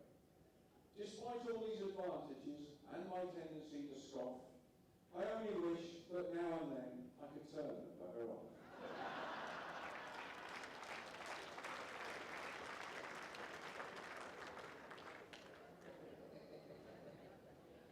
So that's why I'm divorced. Anyway, There you go, Sean, you're on. thank you very much. Oh, see ya. Well, ladies and gentlemen, if we can ask you to take your seats, please, because we're just about to bring the players on for our second game of the afternoon, this afternoon session. Thank you, thank you. Just to let you know as well, Alison will be using Drake's Pride Professional Science 4 Heavy, and Rebecca is using Drake's Pride XP Science 3 Heavy. So there you go. Are you all sitting comfortably? People are moving. No, these things are so uncomfortable and there are spikes in my backside. So yes. Are we ready? Should we crack on? Well, ladies and gentlemen, and for those of you who are watching on the WBT YouTube channel, welcome back to Potters Resorts for the second game of our afternoon session here. So, without further ado, let's welcome out the players. First out, from the Channel Islands even, sorry about that, the WIBC World Champion, British Isles Ladies Pairs and Singles Champion, Alison Merrion, MBE.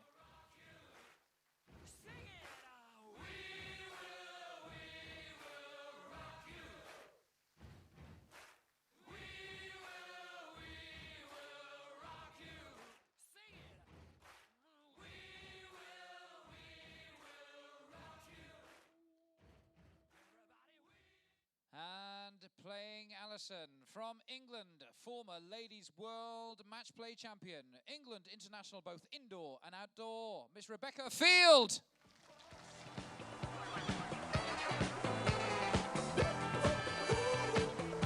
Can you feel the force? There's a moon stepping round one steady. Can you feel the force? It's with you when you work or at your play.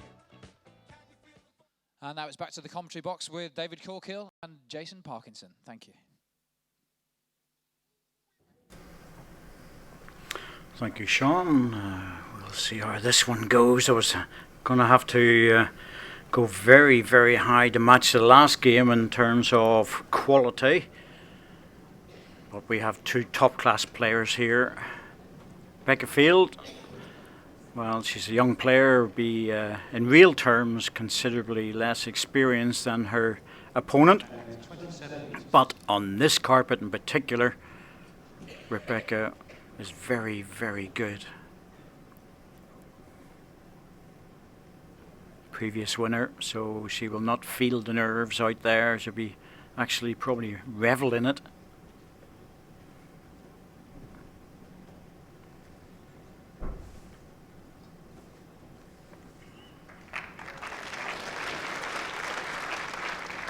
Well, certainly a good start there from Rebecca. Like you say, the younger players these days, they just don't seem to feel the nerves.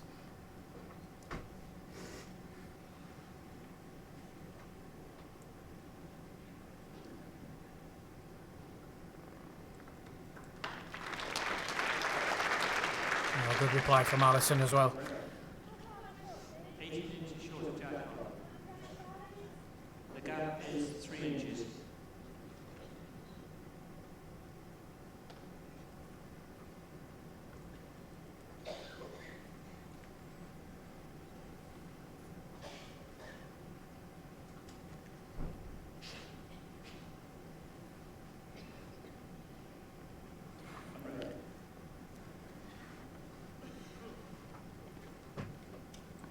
Alison Marian's played all around the world and with considerable success. That's been recognised within Guernsey with an MBE for her services to bowls. She has played very well and carried the flag for the island. For the last 20 years, she's been at the very top level of women's bowls.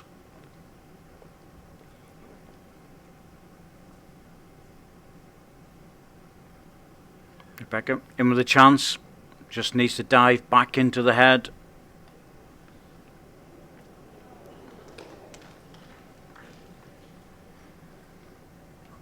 Yeah, it's good to see a lot of the top class bowlers these days being recognised by giving them MBEs away. There's not many lady bowlers I know, David, with an MBE. I know there's Norma Shaw. Yes, Edna Bessel, who's here. The England ladies manager, the outdoor team, and there's been a few others, Margaret Johnson from Ireland, and a few in Wales as well, actually. Two in Wales, but there's a lot of recognition around for different sports, but generally speaking, within bowls, you have to have a lifetime behind you or be recognised for considerable success. In the men's game, that usually means winning the world title 3 times. I could mention one other 2 sports who seem to get it for very little, but what's the point?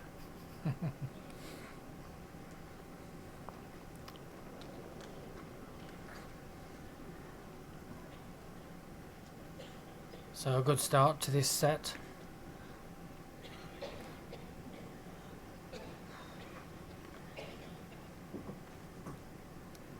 I think Rebecca's had these bowls sent up this morning, especially for this game. Could well be the case because a lot of players are finding out that the bowls that they were expected to play are just not strong enough on the bias. As we see this bowl trying to fight its way back from the forehand, not making the centre line until afterwards. So just a little prop up on the bowl, one taken out. They'll look at the other. Steady play from both players. First end, good head of bowls. 4 of them within 6 inches.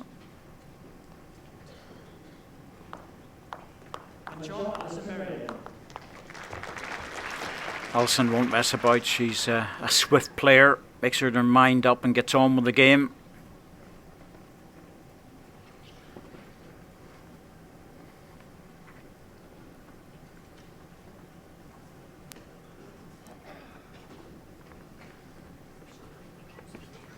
Always very difficult to come on to the rink after such an exciting match before you to try and keep the crowd.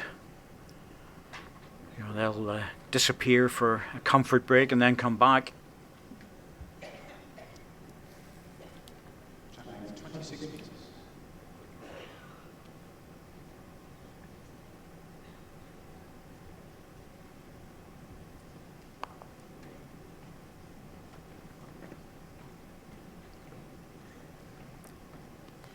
Just turned her back on that one. She's not happy.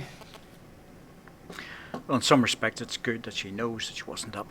It's when you look at a bowl like that and you think you're close, and you're some 3-4 feet away, that's the time to get worried.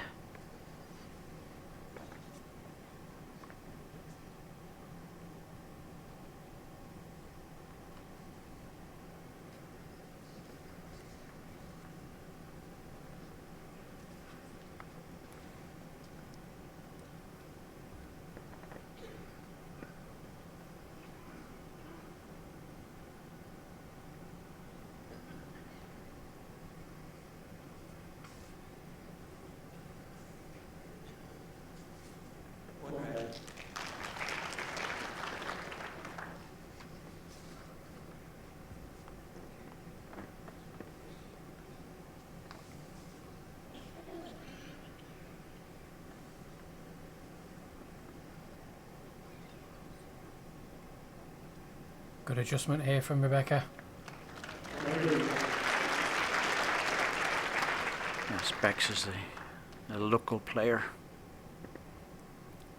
So she'll have a lot of support here, I'm sure. Ooh, it looks under, Alison. Surely you're not going to hold that line. Well, the edge certainly helped, but didn't have the weight.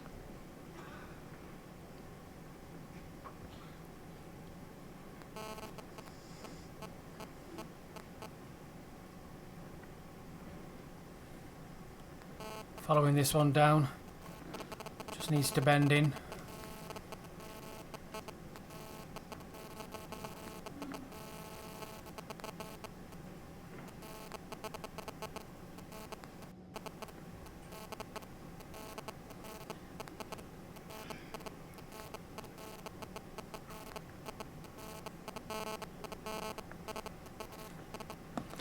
Just overplayed it. The right idea, but spare shot opportunity. Not easy, I have to say.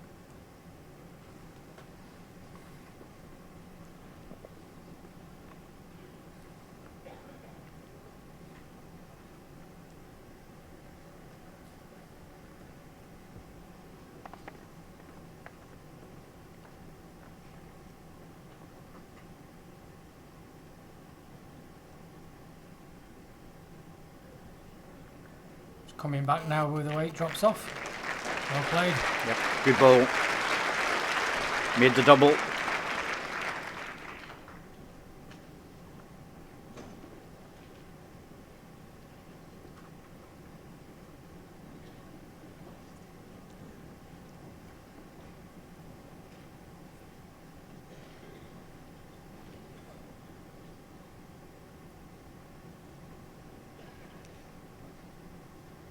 Yeah, they're having a look at the third. Well, umpire out, Dan Blewett, he'll sort it out.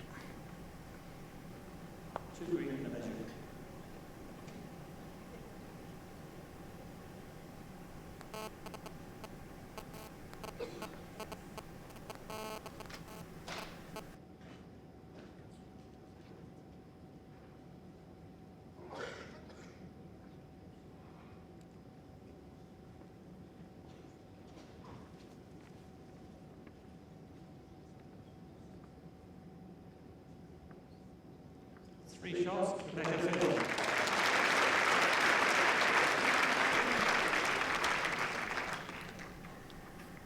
So a good 3 shocks there for Rebecca.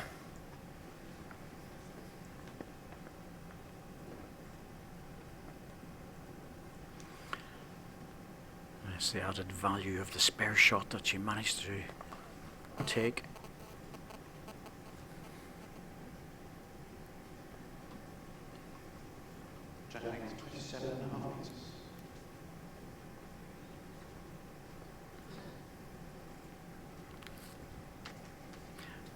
Once again, big crowds here at Potter's Leisure Resort. I have been advised that there are some tickets available for tomorrow. That's a singles game in the morning, of course. I'm not going to mention who's there. Okay, well, it'll be Jason here in the commentary box against Les Gillett. The Razors made his way back into the top 16 and keen to get going. And then we have the mixed pairs, 2 semi-finals in the afternoon. Tickets also available for Wednesday and Thursday. If anyone's interested, it's worth contacting Potter's Leisure Resort or the WBT and we'll get you sorted.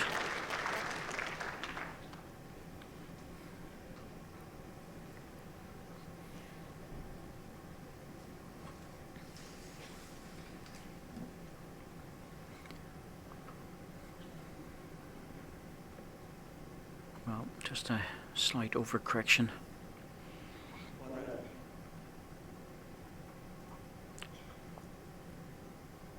Still getting viewers in from all around the world in El Salvador, would you believe? Pakistan, Cameroon, Bangladesh, and Tanzania. And our one lonely little soul in Madagascar. Which makes it all sound very exotic, doesn't it? But, It certainly does. And of course, others in Bolivia, Yemen, Congo, and 3 in Iceland. That's our oil rig friends. Please keep in touch, guys. I hope you're fresh and well up there in the middle of winter. My family used to live in Yemen years ago. There you go, so you know it well.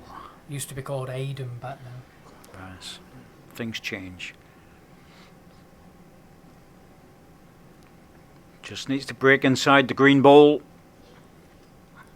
Needs to bend now. It's not a bad position to finish in. Be interesting to see whether Rebecca attacks this. Early for that sort of shot, but a good indication of how she's going to play the game if she does go looking for it. Certainly sitting quite well for it. There's no reason why not. There's a draw available as well.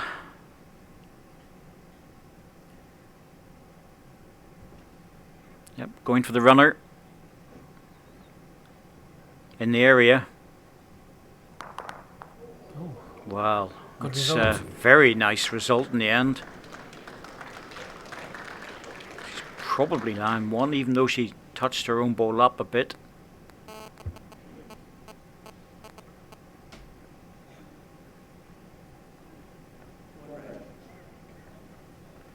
Come on, red.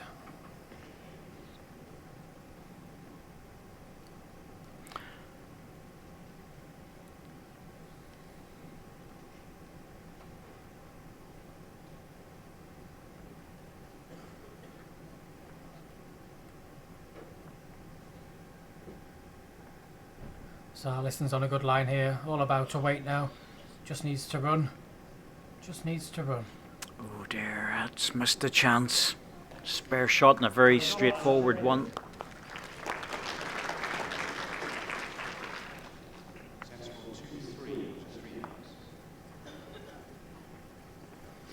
It was a good strike by Beck. She was more or less bang on target, but just managed to bounce around a bit, take 2 out in the end. Just the 1 down.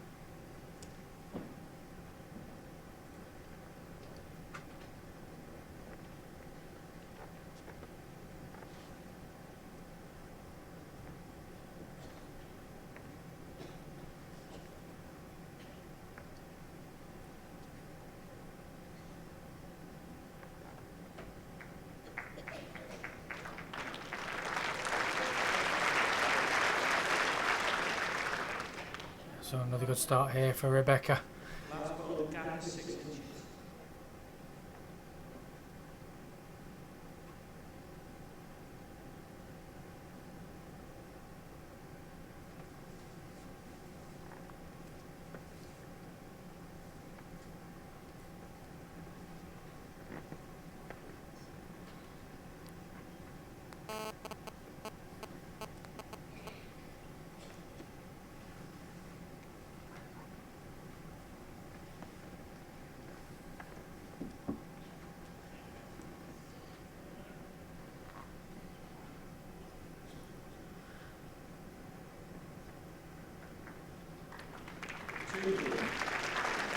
Just held off a little bit, but in the count.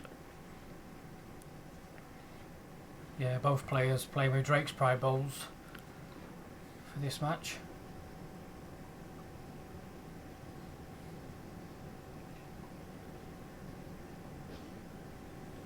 Just lacking with the weight again.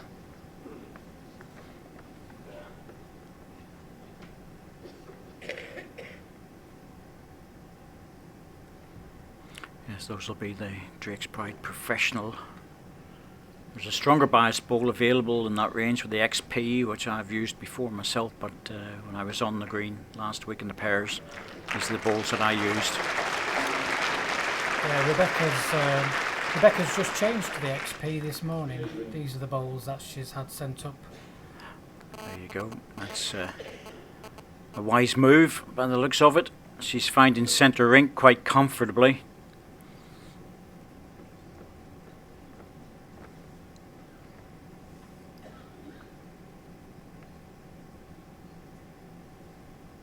Alison going for the runner. Strong driver. Oh, she's pushed it out. Yeah.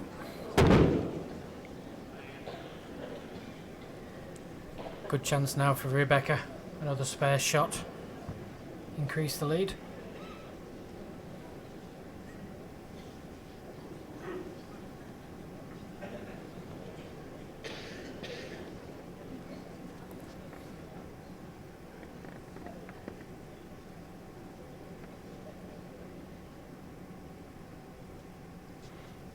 A little bit of a disturbance there, but plenty of time on the clock.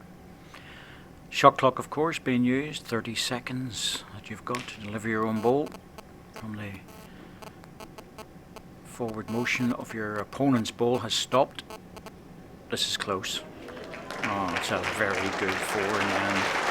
I know Alison hadn't got anything particularly close, but that's 4 good bowls.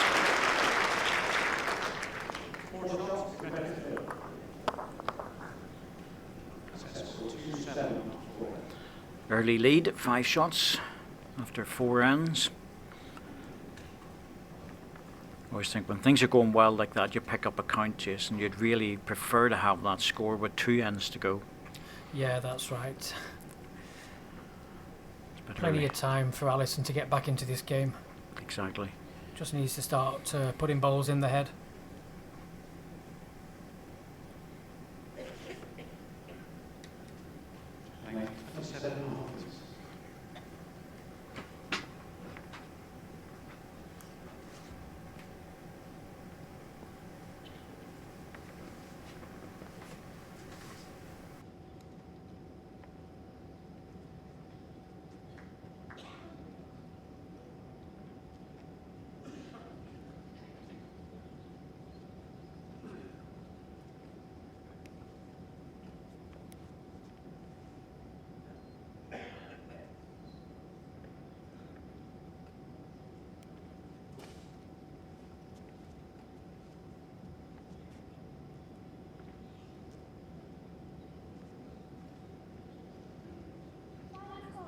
Just under the yard.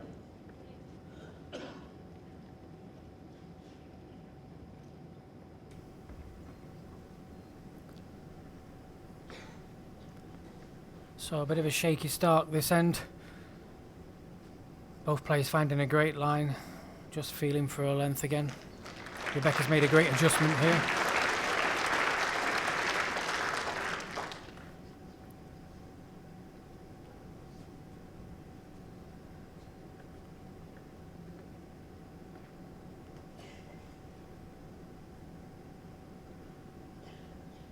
Alison's on a good line again, just all about her weight.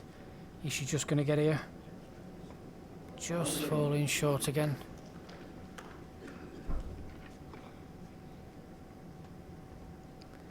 So Rebecca will be looking at just passing this jack this time. Just sneaking round her own bowl.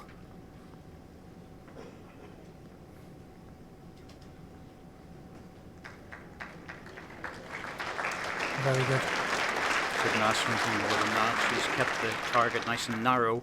Hung out a little bit, gives a shoulder, but depends on Alison whether she's going to change her hand or not. I think it's just slightly more forgiving this forehand, David. Well, it's what most of the players have been playing. There's usually a reason for that. Has to be good on the weight with this. Rebecca had already started to walk up. She realised that Alison was just a foot heavy. She's turned that bowl into a much better shot.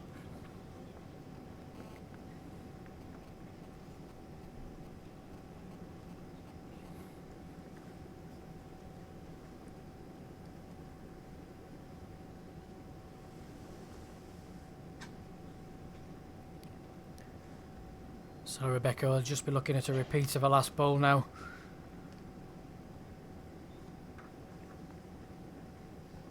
Out on a great line, all about the pace. Strong bias bowl taking effect now. Well played. Very well played. Oh, it also proves the point that players can play with new sets of bowls when they just send them up. It's just about getting the right biased bowl for the conditions you're playing in. I think we'll probably see another attacking shot here from Alison.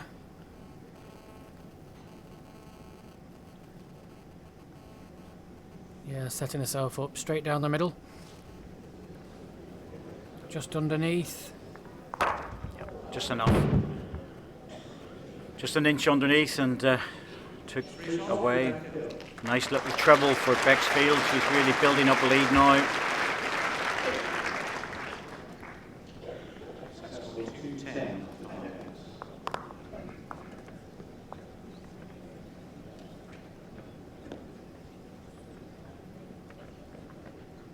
Yeah, it's always funny how people practice with one set of bowls. I was just coming on as she was coming off, and she was playing with an XP, but it was one size too big.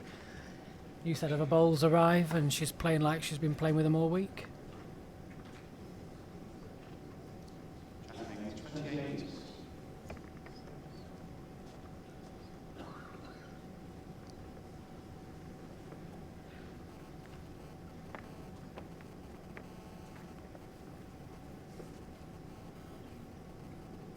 There are, of course, a lot of sets of bowls available in the pool bowls from all the manufacturers.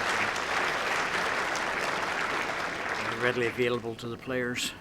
Different colours, different sizes. Well, the two different colours. Some are solid red, some are speckled, but there's a good choice in there. You can usually get what you want. Good reply here. She's just up. Well played.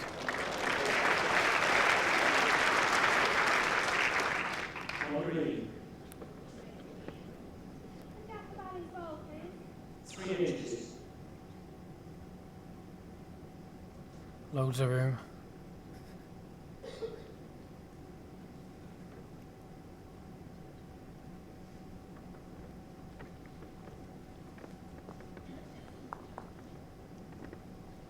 I can understand why she played the backhand, but the forehand to me just looks like to get the split in there, and even a bit short would be in the way of Alison, because that's the hand she'll be looking for.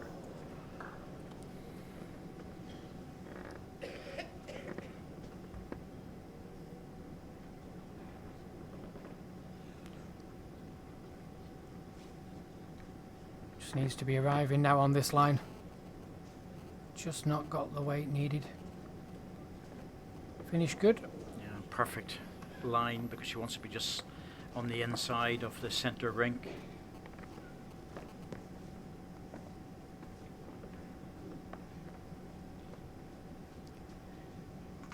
Well, Rebecca, good ball here.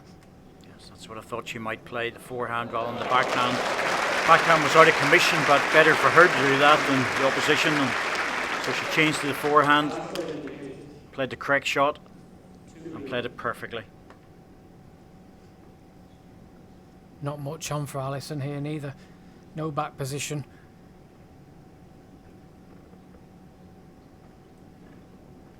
Just looking at disturbing something now. Goes quick in a minute. Ball on the ball would be good. Yep, she's got the movement. Got the result as well by the looks of it. Good ball.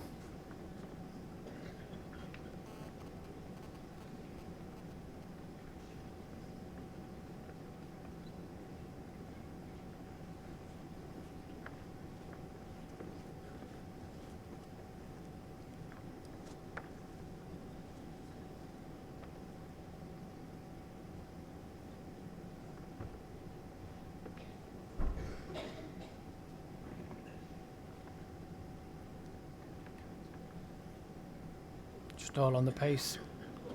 Just needs to run now. Skirt the front. Well played. No, good ball.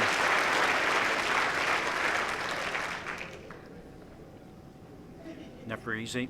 Having to change your hand again and find a new line, new length. Keeping the pressure on.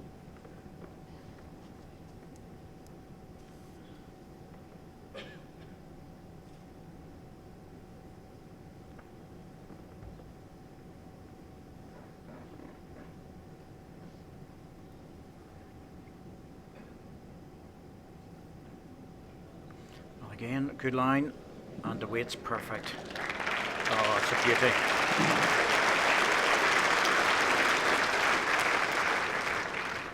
Yeah, good ball there from Alison.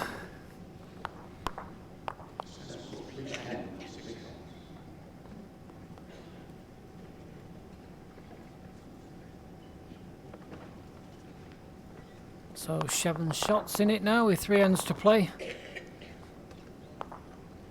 Needs to start looking at scoring doubles at least, just to give herself a chance. Yes, I think it's as much about extending the set as long as possible. Try and get it down into about the 8th end if she can.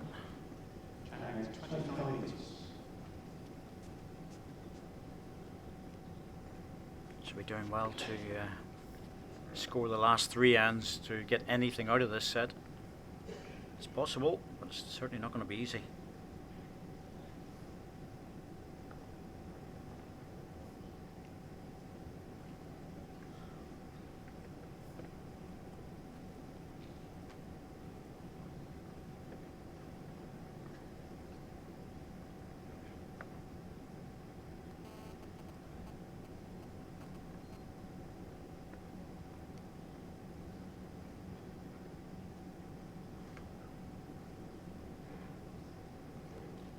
Rebecca's here again. Just pulling up short. Great line. Alison really needs to be reaching the head now if she's going to give herself any kind of a chance.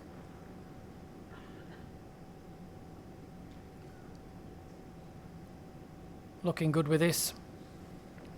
Just needs to get round her own. Well played.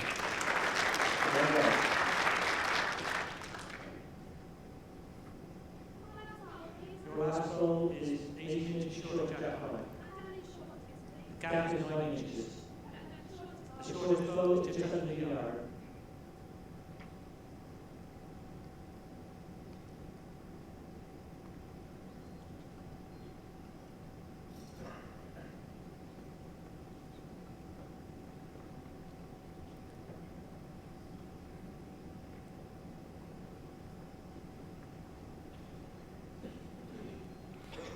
St Marian's won so many titles, it's almost easier to say, but she hasn't won. On the British Isles singles 2 or 3 times, plus numerous other singles titles, but indoors in particular, she's prolific.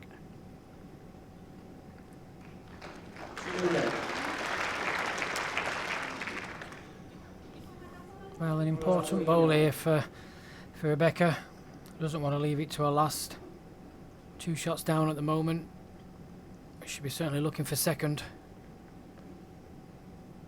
Something looks wrong with this, David. Yeah, it's just inside the line. She has enough weight, she could get a decent result off her own bowl, but didn't have the pace to carry it. Well, it's a wee chance here. Keep the pressure on.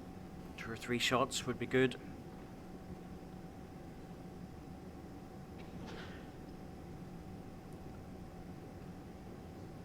Looking good. Played it, absolutely nailed it. Oh, Bex will not mess about now. She'll come into this, try and take something off.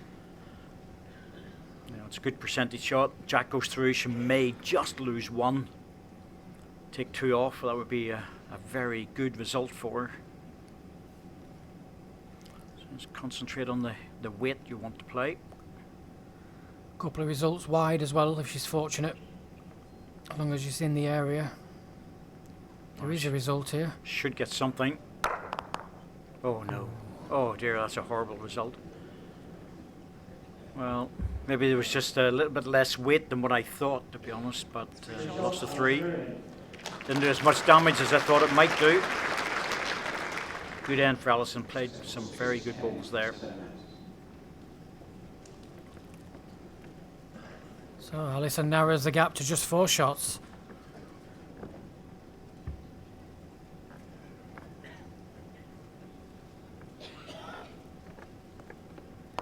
Well, she's managed to do exactly what she wanted to do, and that is to carry this set through the 8th end, keep her opponent out there. Now we have to see if she can score and force the last end.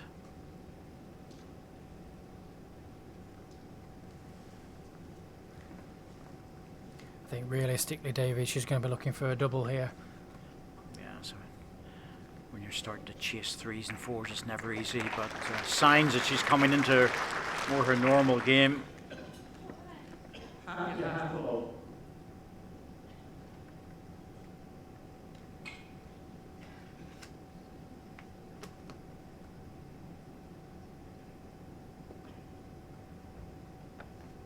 Oh, something different here. Attacking it with a first. Well, that's very unusual. That really is. I can understand it. It looked a nice target. You know, get the split, run the jack in the ditch. That's the end over. Yeah, very difficult pace as well. But she was only an inch off being perfect.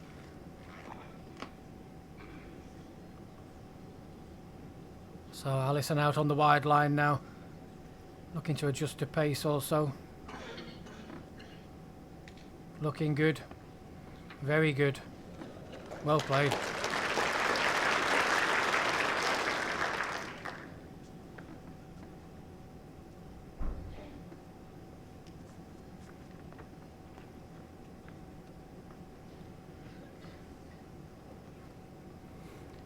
Well, according to my records, Allison's won the British Isles singles 6 times, and you don't do that unless you're a very good indoor singles player. She's also won the World Cup out in Rilla in Australia. She's won almost everything she probably wants to win in the women's game. Oh, another good bowl here, Yep. David. Excellent stuff. Now, choices.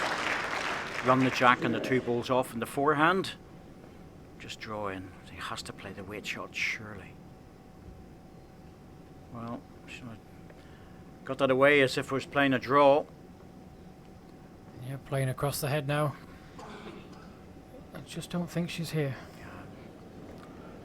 Not sure about that shot, Jason, to be honest. No. I think after the first ball, she proved she can play a good runner.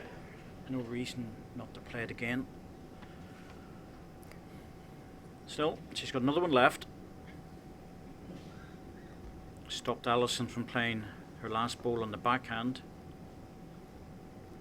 Having to play across the green. That's never easy. It's not far away. It's looking good for 3. Yeah. That's 6. It really is number. Got her in the ditch, but I don't think that will make any difference. Surely she has to play a runner at this. Yeah, I don't think she's got a choice now.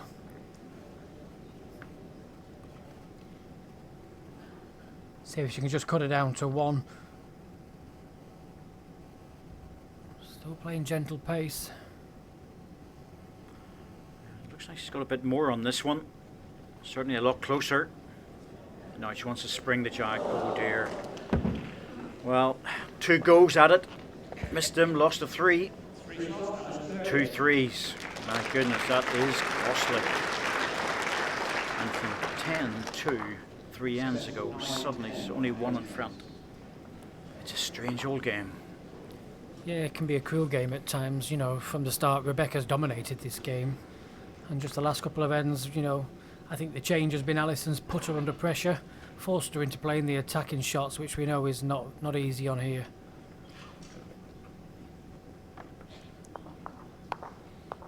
Anyone's set now.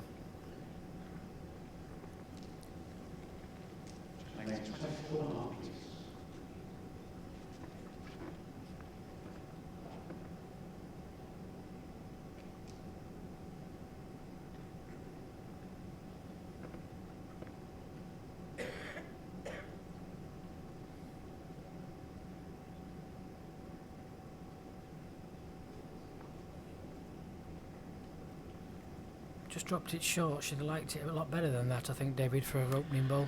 Yeah, she wanted it to be a lot closer. This is the opportunity that Rebecca's been waiting for. It's important just to keep the pressure on there, I think. Taking full advantage.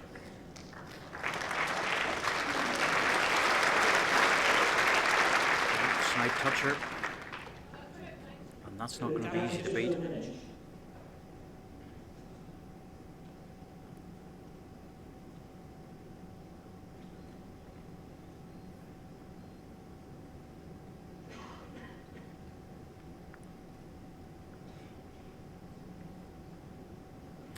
Yes, that was meant to be outside the red ball, but it's not bad where it's finished, but somewhere along the line I think Alison's going to have to chase down and try and remove this ball. The trouble is she doesn't have a close second.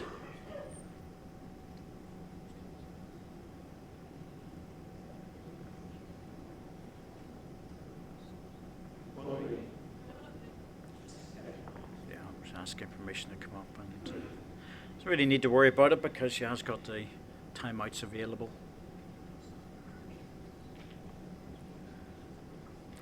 The biggest problem is that the respot position, bottom left of your picture now, you can just see the white spot that's right beside the green ball. And if Alison hits this, goes off the rink, that's exactly where the jack's going to go.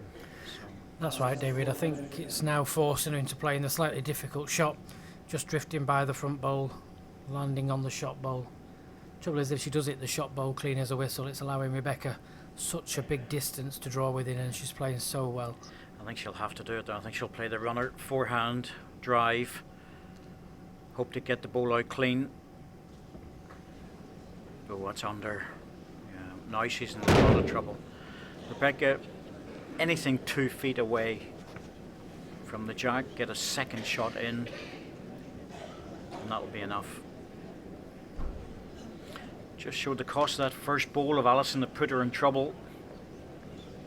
Dropping short, but she's fought back well in the set from 10-2. Could easily have been over an end or two later.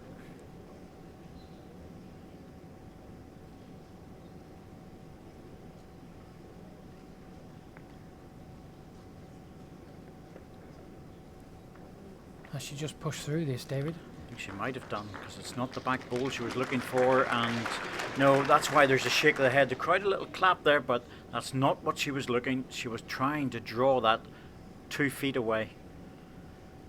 The back position's not a problem for her, because I think that jack will go off on the respot. She's got that covered, but it's a clean bowl Alison needs.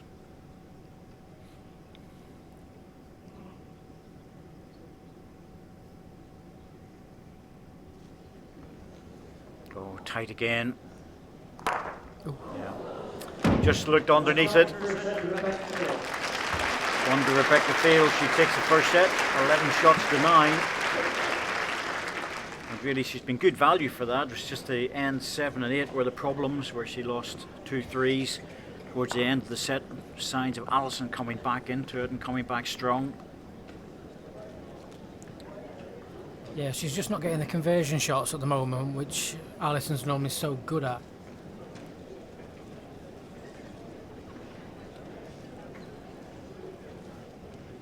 Like you say, I don't think the score reflects that set at all.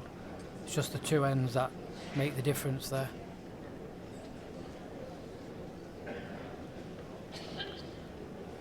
Well, crowd, just a little bit of movement after the first set. You have to remember that Rebecca picked up a 4 and a 3 and then 4 and 5, but also a 3 and then 2, and that's heavy scoring in 3 ends.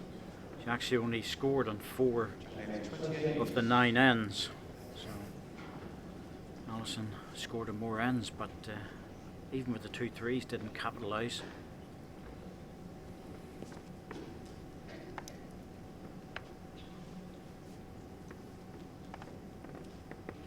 Two previous winners, of course. Alison back in 2011 and Rebecca in 2013.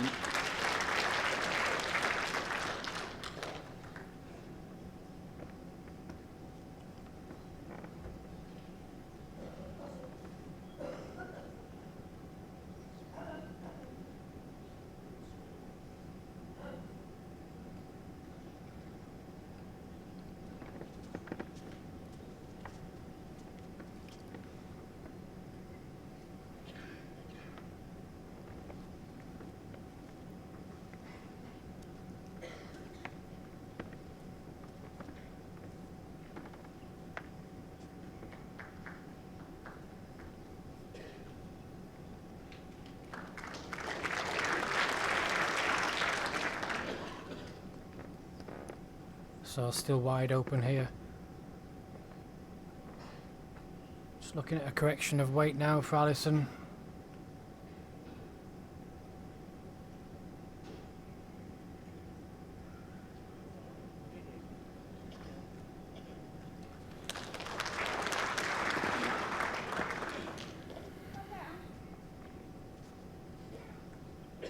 Yes, Steve.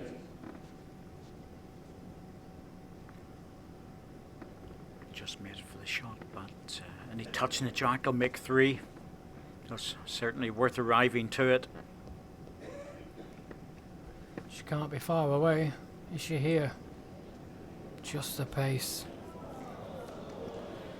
No, there's nothing for short there.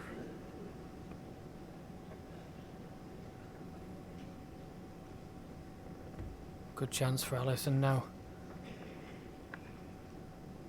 Plenty of room.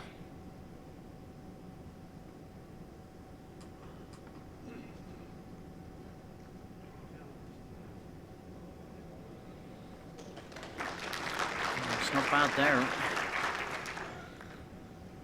One round to middle.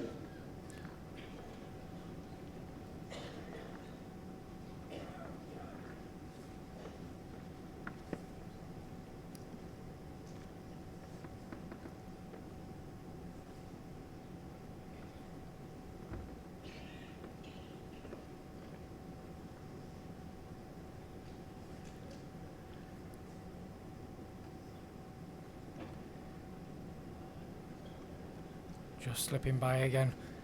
An opportunity for Alison to draw another shot, look for the spare. It's a definite one. There's a bit of a look for the second.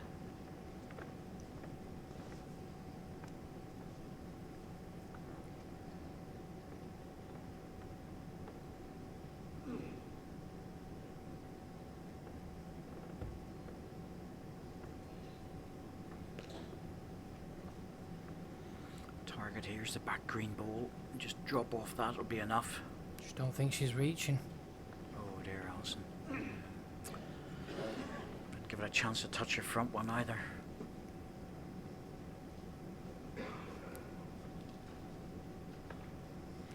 One conceded. To measure for the second.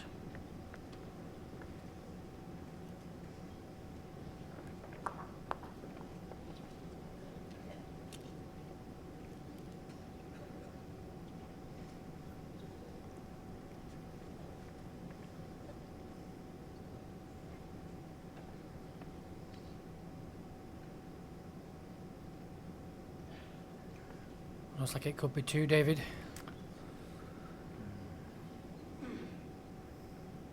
Bulge of the bowler sitting down is usually favourite. Oh, it's well in. Alison Berry. Dan Blewett, just steady getting over that advertising board, Dan. Collar's foot on that. The last thing we need is an injury for the officials.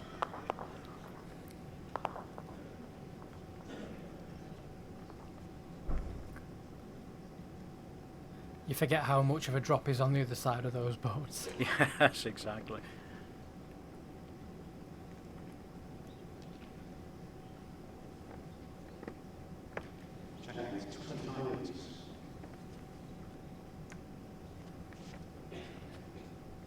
Judy Potter there, just in the background, our usual seat. The jacket, black and white today.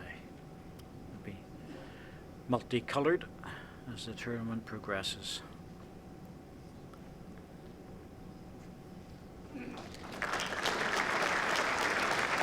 That's better. That's where Alison really needs to put the pressure on. First 2 balls. Doesn't want to be leaving at the 3rd and 4th. You have to force Rebecca into playing the weight shots, the difficult shots.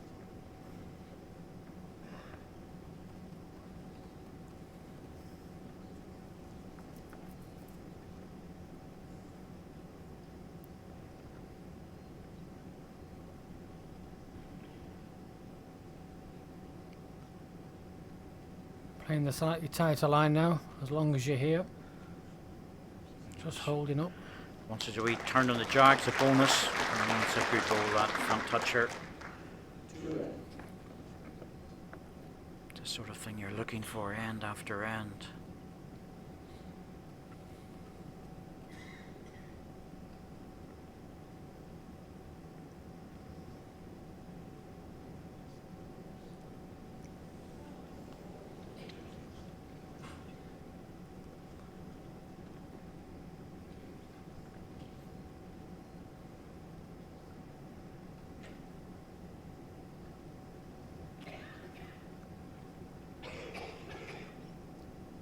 Just looking at sneaking past now with the last. That's a good ball there.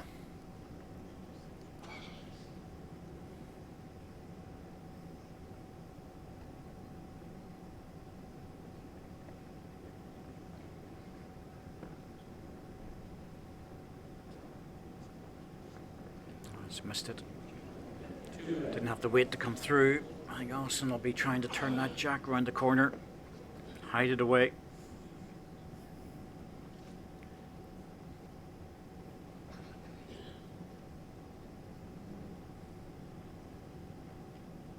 Slightly wider line than what she's been playing. Yes, well, she already had the best back position.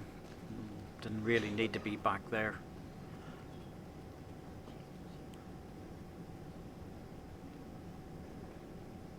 With only 2 against her, might just still decide to draw this. If it had been 3, she'd have been hitting it, but that's not an easy shot. Sticking with the draw.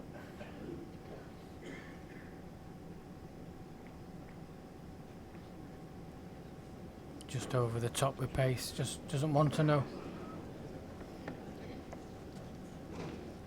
2 shots, Alison Rayner. So Alison comes out the blocks a lot quicker in this second set. Strange, David. So many games we see where it's such a different game in the second set. Well, quite often when you win the first set, you just seem to, the adrenaline just subsides and you fall into that trap of relaxing for an end or two. Do you think it's a subconscious thing or a conscious thing? I've seen it so often, it's quite scary actually, how often it happens, but all the players know what to do, but unfortunately, sometimes it just doesn't happen, that you keep pushing on. Having said that, I think Alison was coming back very strong. The last 2 or 3 ends in particular of the first set, so her game seemed to be getting better, and she has continued that.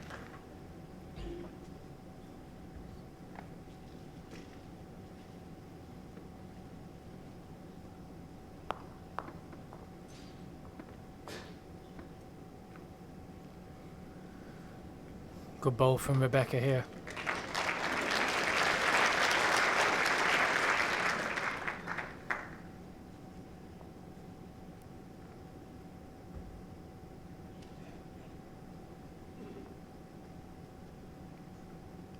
That's right on the edge for line. Has to have a bit of weight. And it has. Pick it up. Got it. Just looked like that was going down on a slightly narrow line. The gap is 8 inches.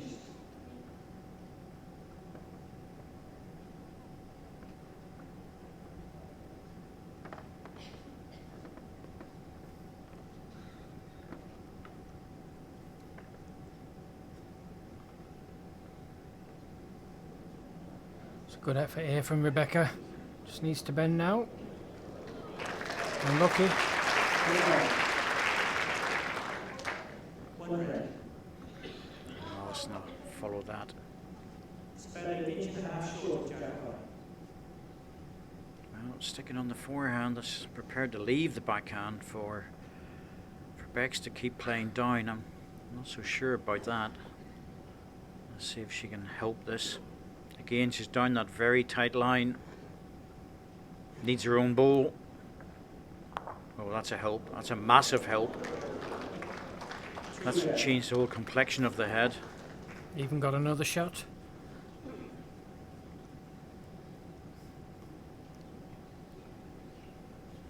Obviously not what she was trying to play, but she'll take it.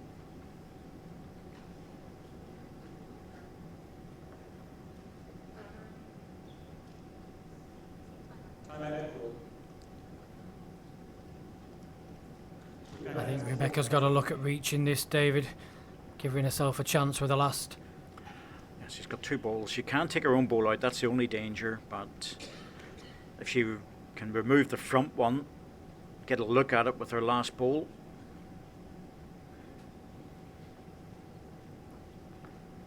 Controlled weight down the backhand looks good, available in the forehand as well. Depends what she favours playing. She obviously prefers the forehand. In the area. Getting her own ball into it. Yep, that'll do. And the run through. It's not a toucher, but oh, it stayed on. Oh, that's a massive result by staying on. One more turn, it'd have gone. So from 2 down to 3 green, and it's not easy. Alison may have to accept the fact of going for second shot here. I don't think she can afford to go for shot. She can't afford to lose this ball.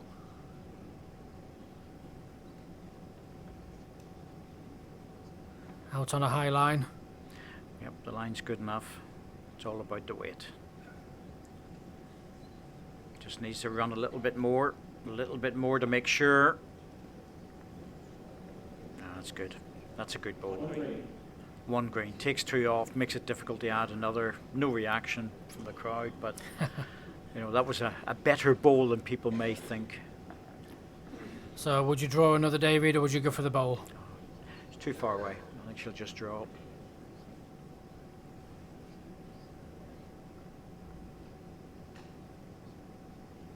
I think if it had been a foot closer, it would be different. No, just a matter of stopping in time, and it's looking good. Cracker. Take the 2, put yourself on the card, only 2 behind after 3 ends. 2 shots to benefit. Good end of bowls, good end for Bex. You know, played the running ball, played it very well, and then a nice draw. Really, Alison couldn't do much more than to get second with her last ball. Again, it just goes to show the importance of choosing the weight, just to give you that more percentage of a result. Yep. Saw it in the last game with Ellen. Played a very similar bowl. Yes, it's one thing hitting the head. It depends what weight you hit it with. The result you're looking for.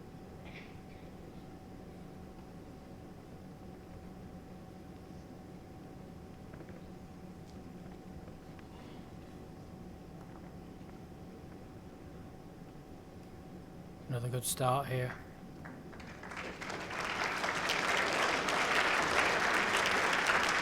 Yes, we can get a pretty good view from the position we're in at the moment. Just off to the side of the rink going one direction. We've got a very good view.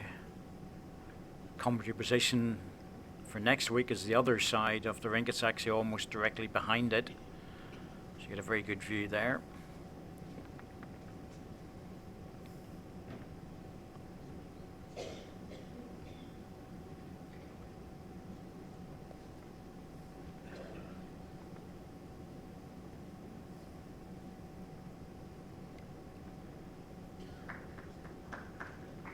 Yep, this is good. 1 on it, 1 just behind.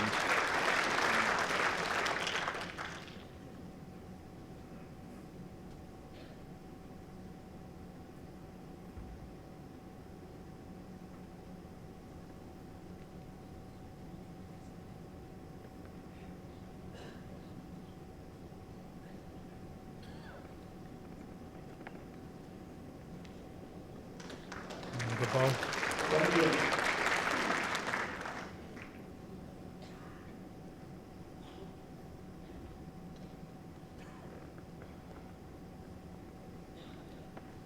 So Rebecca, we're just looking at reaching the last bowl of Alison's. Fall behind the jack. Needs to be careful. Yeah, she's given the shot away here. Yeah, I think she has. 1 red.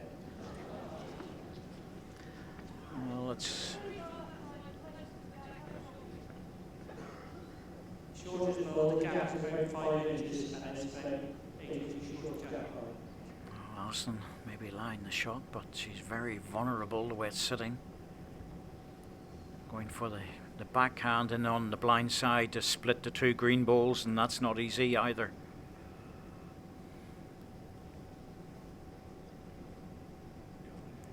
Oh, she's having a good effort at it. Well, it's not in, but it's a very good ball.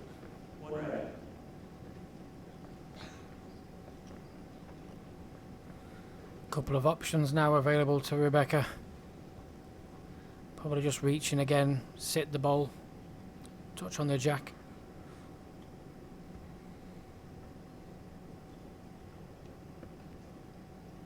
Just needs to hold up. I think it's under. There it goes. Very difficult. Just the pace, really. It's the right sort of shot, and I can understand why she played it. She just wanted to turn the jack a little edge on the ball. Didn't want to be too heavy. Alison might just walk away from this, because if she drops the ball onto the jack, she could lose the shot. Yeah, that's a good decision. Very experienced player. She knows when there's a risk there.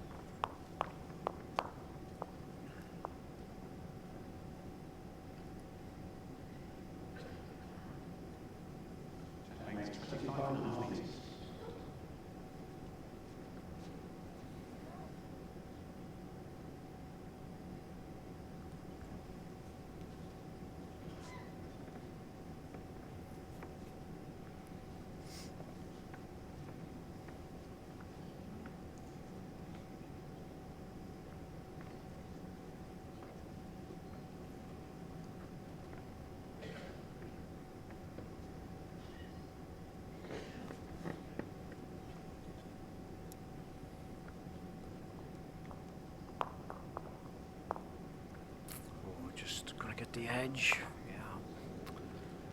Clear road would have been really good. The weight was nice.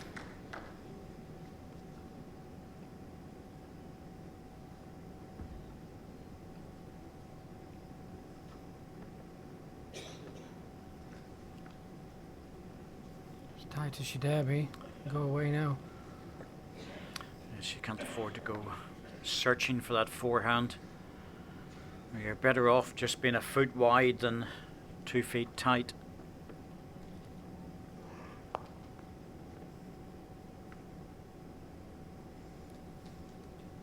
So a strong bias ball brings it all the way back in.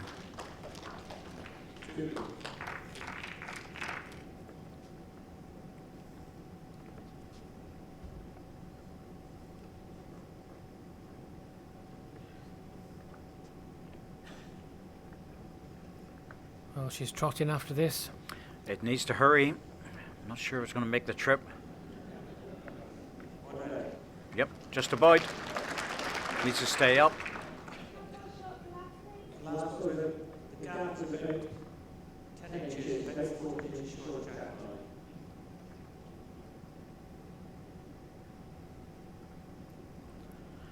Well, neither of these players have worried the shot clock. I've been well within the time limits and looking very comfortable.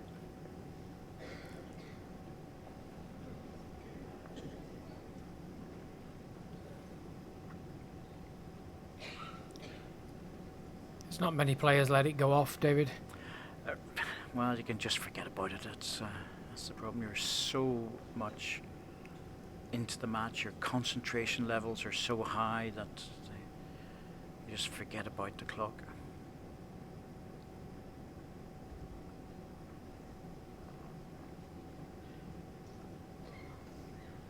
Trouble is, when you do forget about it, it's nearly as bad as playing a wrong bias, because you lose the ball. And of course you get a bit of stick. Still 1-red. It's not going to be easy to draw this just the way it's sitting. Might be tempted a little runner at it. Close for second. Oh, well, if it's close for second, that makes up her mind, surely.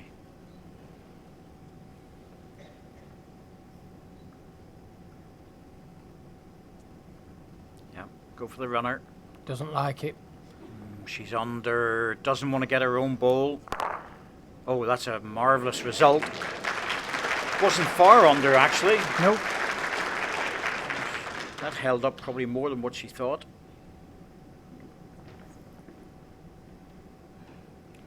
Close now. That's the bowl they were thinking of, was a close measure.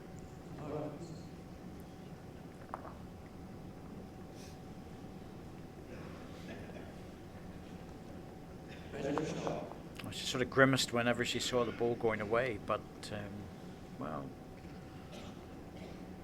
I thought it was pretty good. Trouble is, there was nothing for wide at all.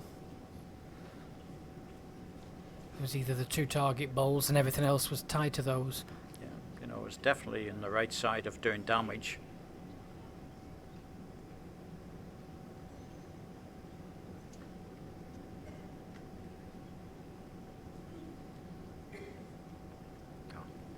Red. Took one off.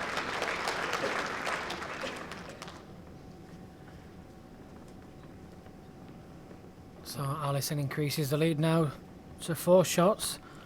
4 ends remaining. Yes, takes a little toddle up the rink with the mat.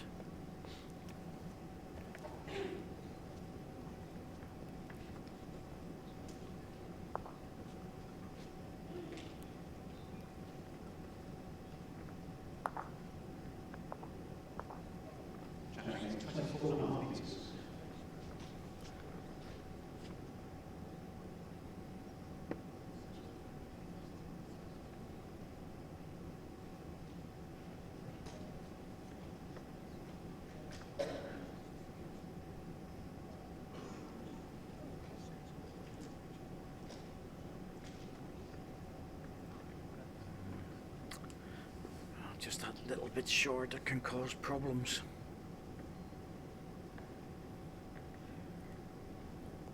Perfect line to get into the jack, but it's leaving that more favoured forehand wide open.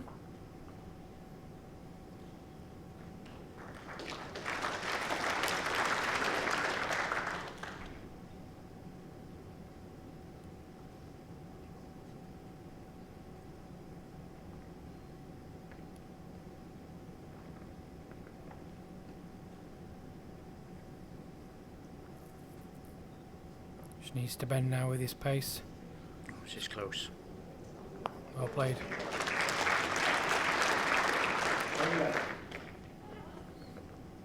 Penalty short.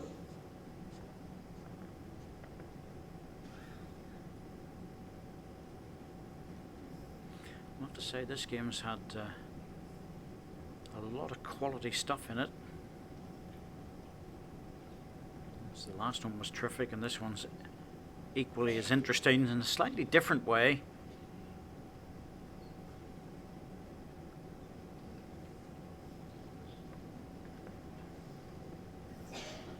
But Oh, finishing good.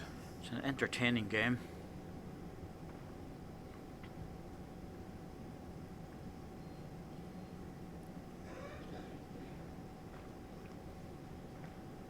Alison will be looking at just getting past this jack now, somewhere between the jack and Rebecca's back bowl.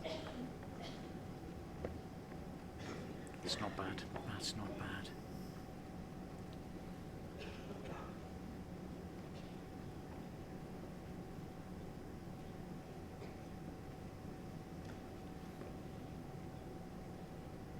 Looks so nice just to arrive at this, David.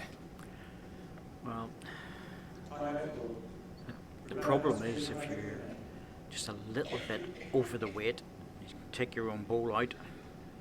She has got the last bowl, so there's one to recover with, but at the same time it's very, very tempting.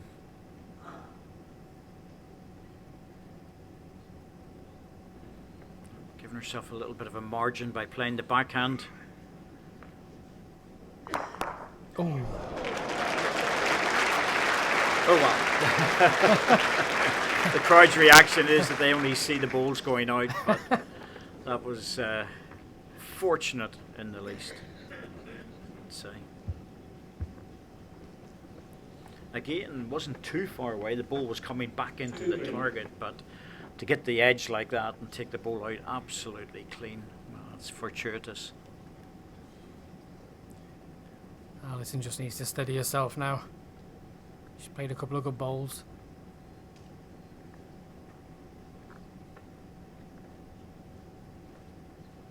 All about her pace. Looking good. Is it Needs here? to hurry, I think. Just needs to run a bit. Just give up. Just looked like it wasn't going to make it. Chance here for Rebecca. Add another, which will be salt on the wound after the previous bowl, but Especially if she gets contact with a jack. makes a 3. That would be cruel. She's playing it. No, she's not got the weight. Just looks under to me. She Doesn't needs to want to miss hit that. the red. Oh, well, she's certainly enough weight to hit that one in.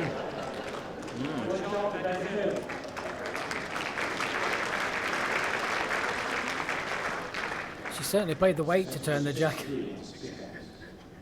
Don't think I would have worried. I honestly think I would have just tried to draw the 2 there.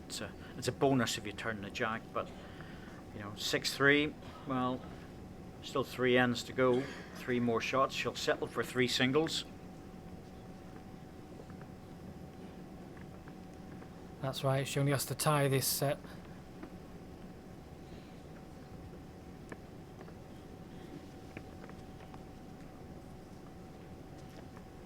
Our next game this evening sees another previous winner, Catherine Rednall of England, who will be playing against Cleana Eady of Ireland, and that match will be on at 7:30. If you want to tune in, and that will see the end of the Ladies' Day, and we'll get the final next week.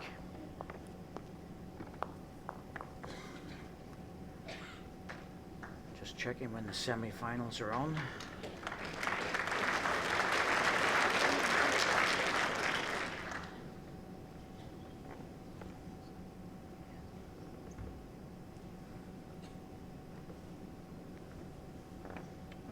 Semi-finals are on Wednesday afternoon and Wednesday evening. So there you go.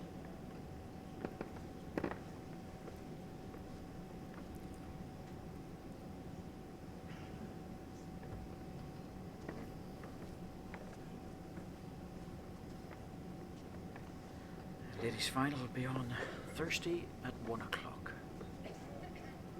Always a good day to be here.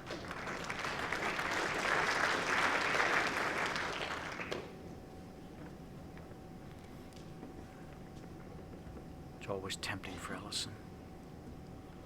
You get a little bit of a frame like that round the jack, but they're sufficiently far away for her to try and draw it.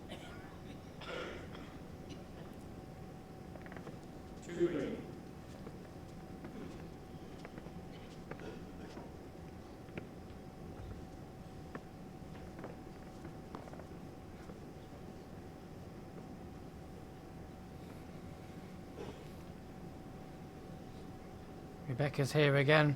Doesn't want to make him any wider.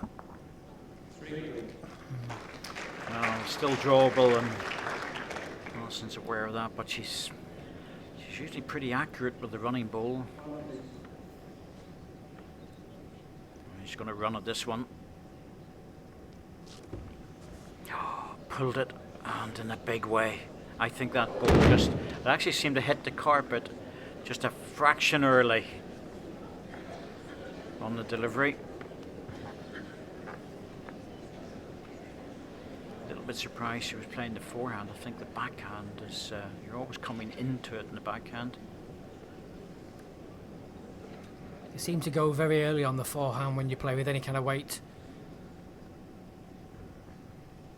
It's not like Alison to miss this many.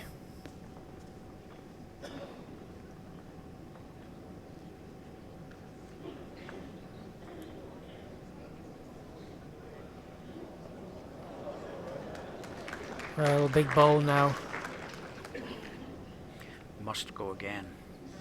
She can nearly get rid of all 3 of these bowls.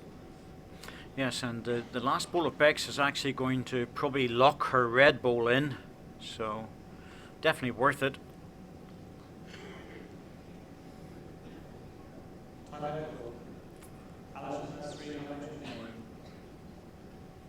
But again, it's available both sides. I think when you miss one that much in the forehand, you can overcorrect very easily. I think I'd be tempted to change my hand, to be honest with you. Well, I would. She's had 4 attempts now on a forehand. Nope. Just seems to be just pulling them a bit.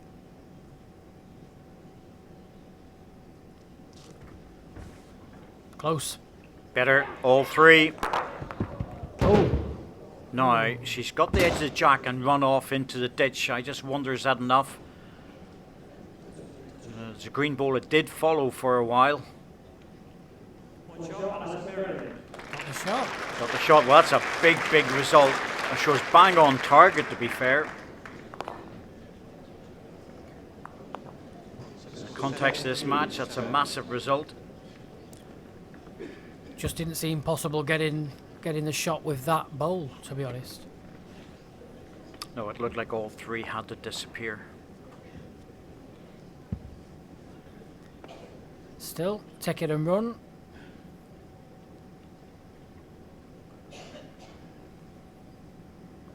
Just taking time just to compose herself.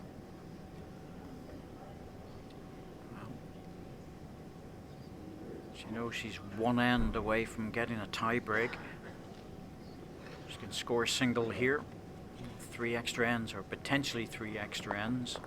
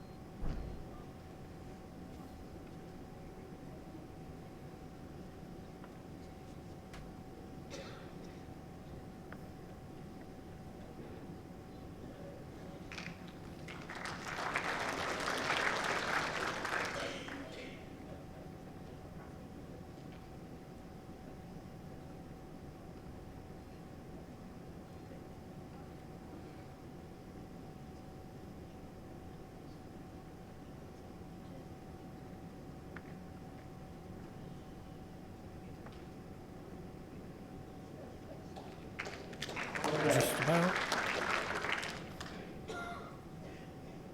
Yes, the key to this for Ellison is to keep things nice and tight, not to be in a position of losing 2 or 3 shots. Don't think she'll be desperately distraught to lose a single.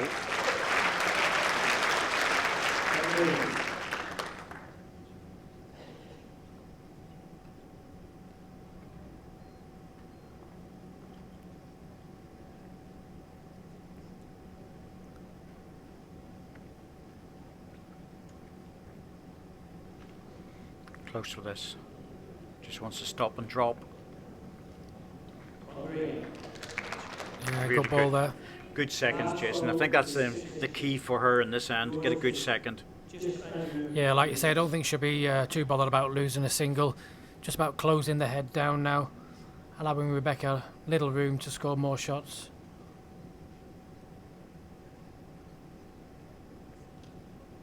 Doesn't like this. Just push through.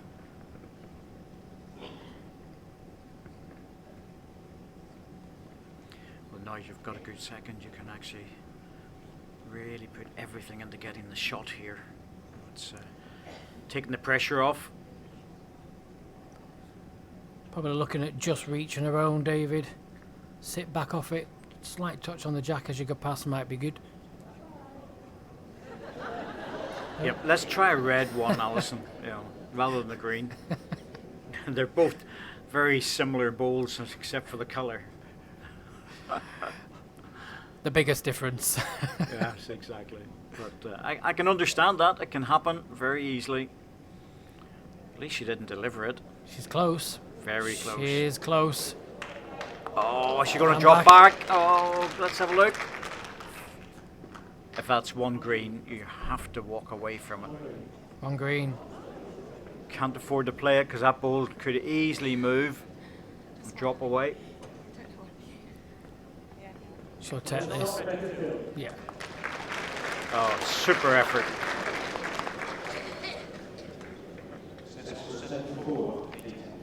Just shows you just when the pressure's off by playing such a good second bowl with your last, how crucial it is.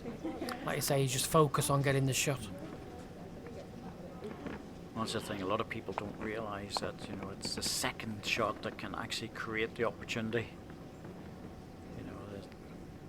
Put everything into getting the shot with a third bowl when a good second's really what you want.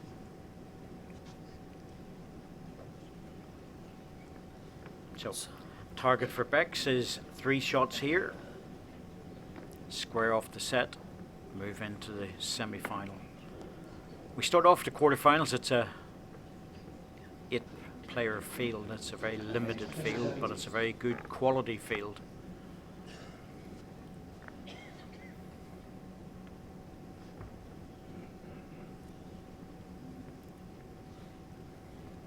So Bex will be looking at getting a good first bowl in here. Somewhere around about the jack. Just slightly pushed. Not wasted.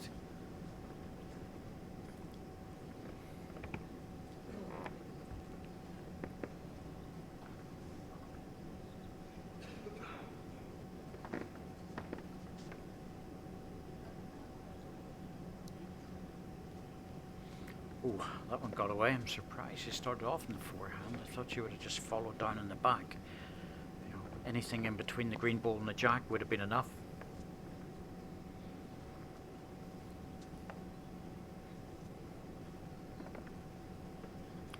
It's a good adjustment. Should dip under, but it's a good ball. Alison's not really looking for the shot here. She just something close. Very happy with second. Oh, she overcorrected? Just depends on her weight now. How much is she going to hold this line? It's not going far. Yeah, overcorrected. That was the problem. It just looked a bit gentle out of the hand. Now the pressure's going to be added. If Bex drops another one in, I fully expect that. Here it comes. Yep, that's number 3. Now the pressure's on. Yeah, I think she might just play up at this, David. She is. She hits the jack. Forehand hasn't been very successful for her. She could be losing the game here. I'm surprised at that because, you're talking about the third shot being probably 18 inches away, and you could definitely draw inside that, the way Alison's been playing. I'm surprised she played that, because even if she'd have taken one away, Jason, you're still giving Bex a chance to draw another. That's right. It's now a match lie against her.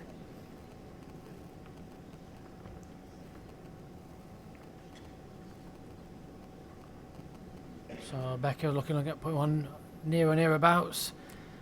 This looks a bit heavy to me. Now, that is not going to beat the front one. So, choices. Alison, take a bowl out or draw in for third shot. That's all you need, third shot. Just not a big target, David. There's not much to go for, really. And there's a gap as well. And she's not really converted anything during the game. That's the problem. I think she really should have played a draw with the third bowl, but Anyway, that's what the choices are. It's you draw in for third or you go again. Anything, a touch on anything, or a dead draw. Trouble is, you played the runner with a third one, so. Now that's interesting. It's going onto the backhand. That's where she probably should have been at the start. It's all down to a good weight here. If Needs she's to heavy, bend. she'll not get back. Nope, needs to bend. It won't Oh, bend it's all there. over. Unbelievable last end. Well, you never know what's going to happen in the game, do you, Jason? It looked very comfortable at 7-3 with 2 ends to go. But a 1 and a 3 level of scores, and Alison Marion is out. That's right. You know, it's such a strange game. I was almost certain it was going through to a tie break there, and Alison just not making the conversion shots today. No, just getting away from her, and she'll not be lifting that trophy, I'm afraid, this year. But Alison Marion, well, she'll be making her way back. No, she'll be very disappointed because she would have expected to make it to the tie break. But it's Rebecca Field, the winner in 2013, who's through to the semi-final. We'll be back again at 7:30 for the last match of the Ladies' Day. Catherine Rednell, the previous winner, against Clena Eady from Ireland. See you then.